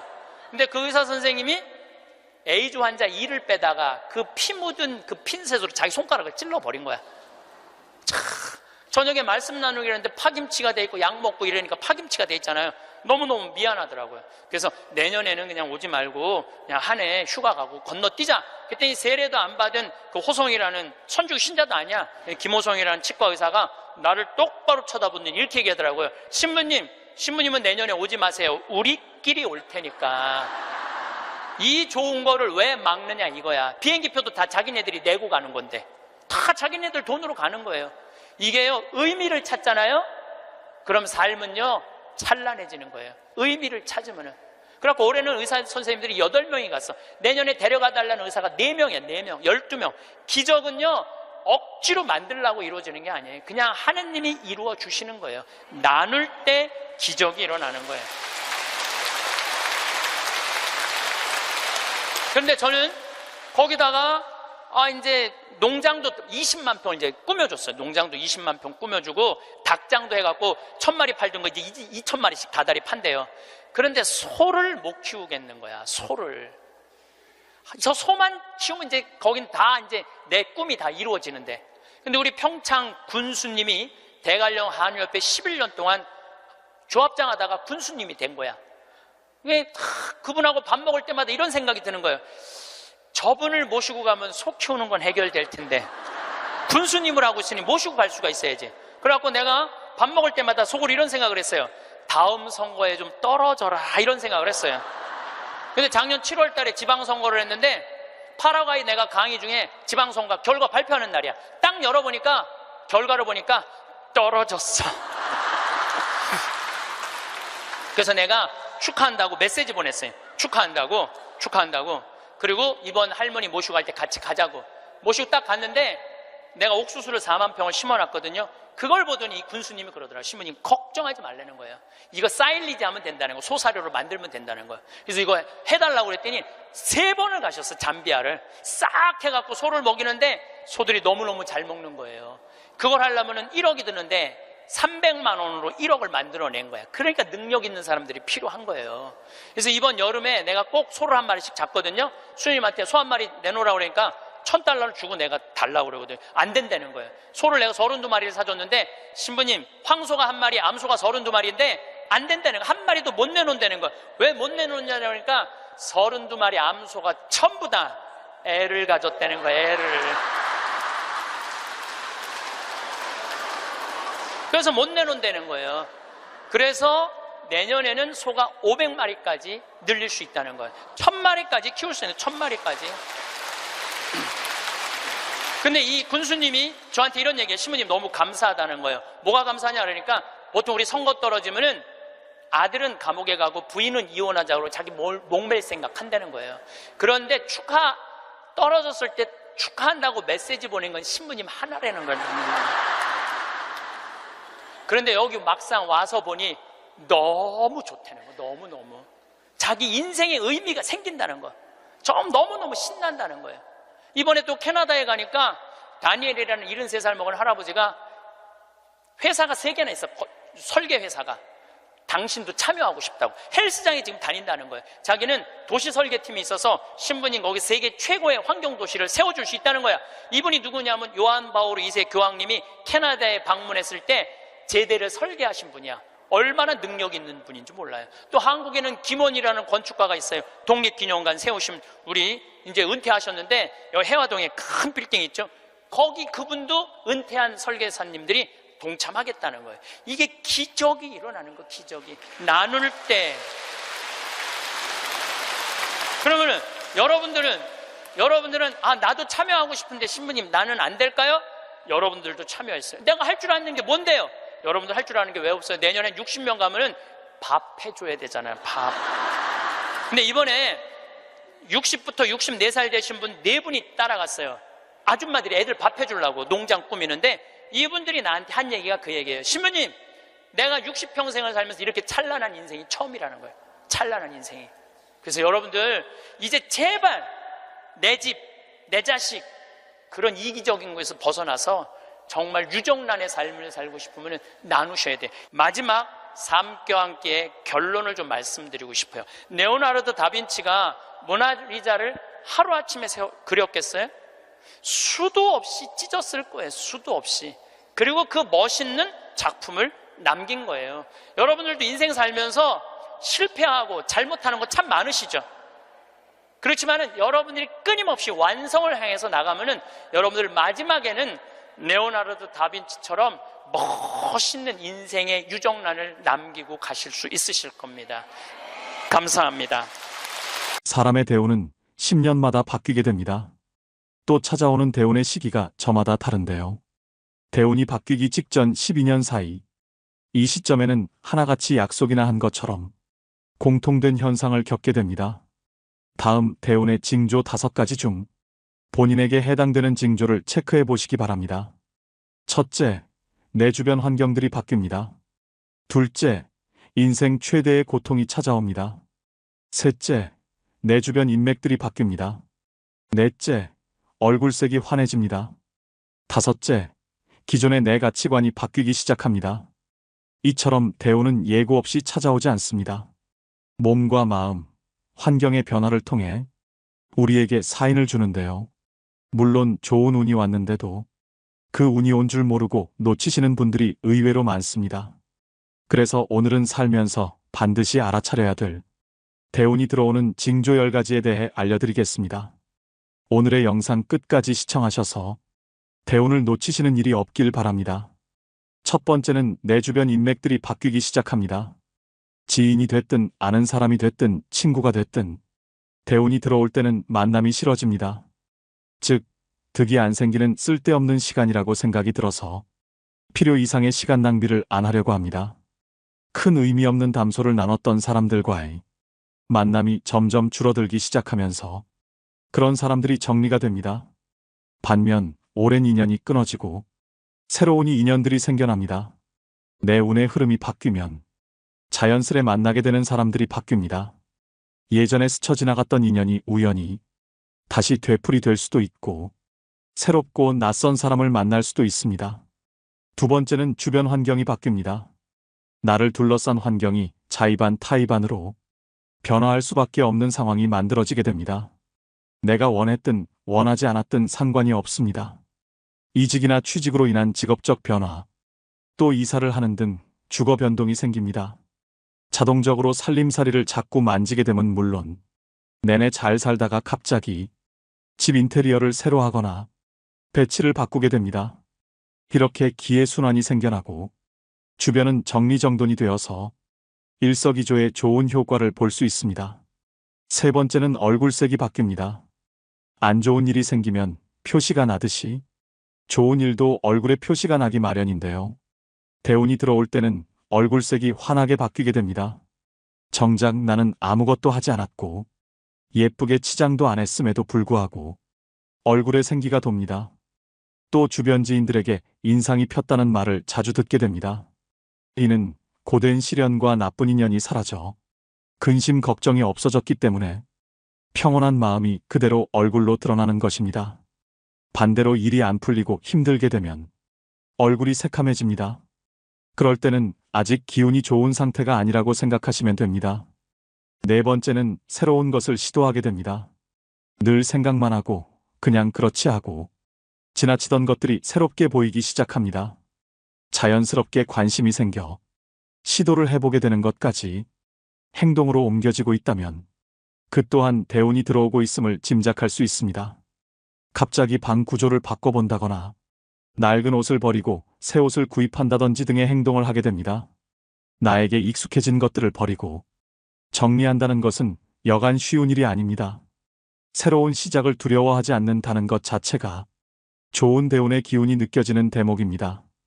다섯 번째는 성격이나 말투가 바뀝니다. 작은 일에도 화를 버럭 내고 예민하고 까칠했던 사람이라도 대운이 들어올 때쯤엔 성격이 굉장히 너그러워지고 온화하게 바뀝니다. 말투 자체에도 여유로움과 따뜻함이 넘치게 되는데요. 이유 없이 마음이 편해지기 때문입니다. 좋은 운이 들어오기 시작하면 근심 걱정이 사라지고 마음에 여유가 생겨 느긋해집니다. 여섯 번째는 인생 최대의 고통이 찾아옵니다. 부모님이나 가족의 사망, 이혼, 사기, 폐업 등 인생 전반의 기틀을 흔들 만한 고통스러운 일이 생깁니다. 희망이 없고 앞으로 어떻게 살지 하는 막막한 느낌, 포기하고 싶은 그런 상황이 옵니다. 앞이 안 보이고 상황이 최악일 때 운의 전환점이 시작되는데요. 가장 추운 겨울을 이겨내야 따뜻한 봄을 맞이할 수 있는 이치와 같습니다. 나쁜 일이 지나가면 반드시 좋은 일이 찾아오는 법이지요. 이 시기를 잘 버티고 견딘다면 분명 좋은 운이 들어오는 시기가 찾아옵니다.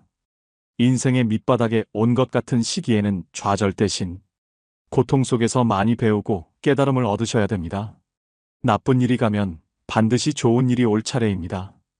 의심하지 않아야 됩니다. 그래야지 나한테 기회가 왔을 때 그것을 놓치지 않고 잡아서 대운을 맞이할 수 있습니다. 희망을 갖고 버티셔야 됩니다. 일곱 번째는 기분 좋은 일들이 많이 생깁니다. 잔잔하지만 기분 좋은 사소한 일들이 생기게 됩니다.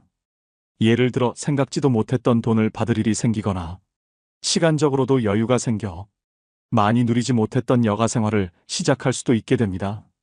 참 신기한 것은 사람이 마음먹은 만큼 세상을 보는 시각과 시야가 달라진다는 점입니다. 마음의 상태에 따라서 세상이 어둡게 보이기도 하고 밝게 보이기도 하지요. 밝게 보이면 보일수록 모든 일을 대할 때 더 긍정적인 마음과 자세로 대할 수 있고 그 결과는 보지 않아도 좋은 결과로 이어지게 됩니다. 대운이 들어오는 기분이 느껴진다면 그 기운을 즐기면서 더 밝고 긍정적이고 적극적인 자세로 삶을 대하시면 좋겠습니다. 그리고 누군가를 험담하거나 또는 자신의 잘됨을 과시하게 되면 질투와 시기 등의 안 좋은 운이 끼면서 대운의 흐름을 방해할 수도 있으니 몸과 마음가짐 역시 조심하셔야 됩니다. 여덟 번째는 매사에 감사하는 마음이 생깁니다. 그 전까지는 내 코가 석자인데 누굴 도와? 라는 생각에서 무슨 일이든 감사하는 마음이 저절로 생기고 함께하는 사람들과 나누게 되고 베푸는 마음이 저절로 생기게 됩니다. 나의 베품으로 인해 누군가가 행복해지는 모습을 보고 자신도 행복을 느끼게 된다면 이제 대운을 받아들일 자세가 되었습니다. 마음속에서 원망과 시기 질투 등이 사라지고 평온을 얻을 때 대운이 오는 징조로 알고 더욱 나를 낮추고 겸손해지셔야 됩니다. 아홉 번째는 갑자기 부지런해지기 시작합니다. 안 하던 계획을 잡게 되거나 안 하던 운동을 시작하게 되고 충분한 수면 시간 등을 가지는 등 갑자기 계획하게 됩니다. 부지런해질 수밖에 없는 행동들이 자연스럽게 생기는데요. 나 스스로가 내 행동에 있어서 부지런해진다. 이런 기분이 든다면 대운이 들어오려는 시점이 되겠습니다. 마지막 열 번째는 건강이 안 좋아집니다. 건강이 안 좋아지면서 잔병 치레를 하게 됩니다. 살다 보면 갑자기 몸이 아플 때가 있습니다. 그럴 때는 왜 나에게 이런 아픔이 오지? 라고 의아해하기 쉬운데 생각을 조금 바꿔서 나에게 좋은 운이 오려고 다시 더 높게 상승하기 위해서 내가 지금 잠시 바닥을 딛고 있는 중이구나 라고 생각하시면 됩니다. 이렇게 갑자기 몸이 아플 때는 운이 새롭게 바뀌는 징조로서 나의 운이 바닥을 치고 다시 상승하고자 하는 때이므로 이때의 아픔을 잘 극복하고 이겨내시면 운이 더 좋게 바뀌게 됩니다. 그러니 지금 정말 어두운 터널을 지나고 계시더라도 끝날 때까지 끝난 것이 아니라는 점 기억하시고 힘내시길 바라겠습니다. 오늘은 대운이 들어오는 징조 10가지를 알려드렸습니다. 사람은 살면서 누구나 많으면 3번, 적게는 한 번에 큰 대운이 들어온다고 합니다. 대운이 들어올 때 대운을 다 받아들이지 못한다면 그냥 지나칠 수밖에 없는데요. 얼마나 안타까운 일일까요? 보통 대운이 들어오기 전 악재가 겹치고 최악의 상황이 일어나는 경우가 많습니다. 과연 이 사람이 잘 견딜 것이냐? 이 사람은 대운을 맞을 준비가 되어 있나라는 일종의 테스트라고 생각하셔야 됩니다. 지금 나에게 이렇게 안 좋은 일들이 일어나니 곧 나에게 굉장히 좋은 운이 오겠구나. 이런 생각을 가져주시면 악재에서 빨리 벗어날 수 있습니다. 반대로 나 운이 안 좋은가 봐. 이런 생각을 하시면 꼬리에 꼬리를 물어 힘든 시간이 더 길어집니다. 물론 각자 사람에 따라서 사주에 따라서 대운이 들어오는 시기는 다 다르지만 대운이 들어올 때 나타나는 위의 10가지 징조는 누구에게나 다 일어나는 현상입니다. 그러니 희망 잃지 마시고 용기 내셔서 모든 분들이 행복하셨으면 좋겠습니다. 이 영상을 보신 분들은 이미 운이 좋으신 분들입니다. 말씀드린 대운 징조 8가지를 숙지하셔서 본인 스스로를 한번 돌이켜 생각해 보셨으면 좋겠습니다. 또 한 가지 더 말씀드리고 싶은 점은 대운을 맞이하고 유지하는 방법입니다. 삶에서 대운을 맞이하고 유지하는 것은 새로운 시작과 지속적인 균형을 이루는 과정입니다. 이를 위해서는 내면의 변화와 지속적인 자기 개발이 필요합니다. 대운을 맞이하기 위해서는 자신의 내면을 깊이 탐색하는 것이 중요합니다.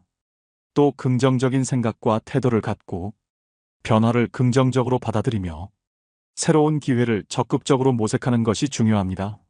나이가 들수록 새로운 도전과 경험은 자신을 성장시키고 삶을 풍부하게 합니다. 대인 관계에서도 새로운 시도를 해보며 다양한 관점을 이해하는 것이 좋습니다. 이처럼 대운을 유지하는 것은 긍정적인 마음가짐을 지속적으로 유지하는 것에서 시작합니다.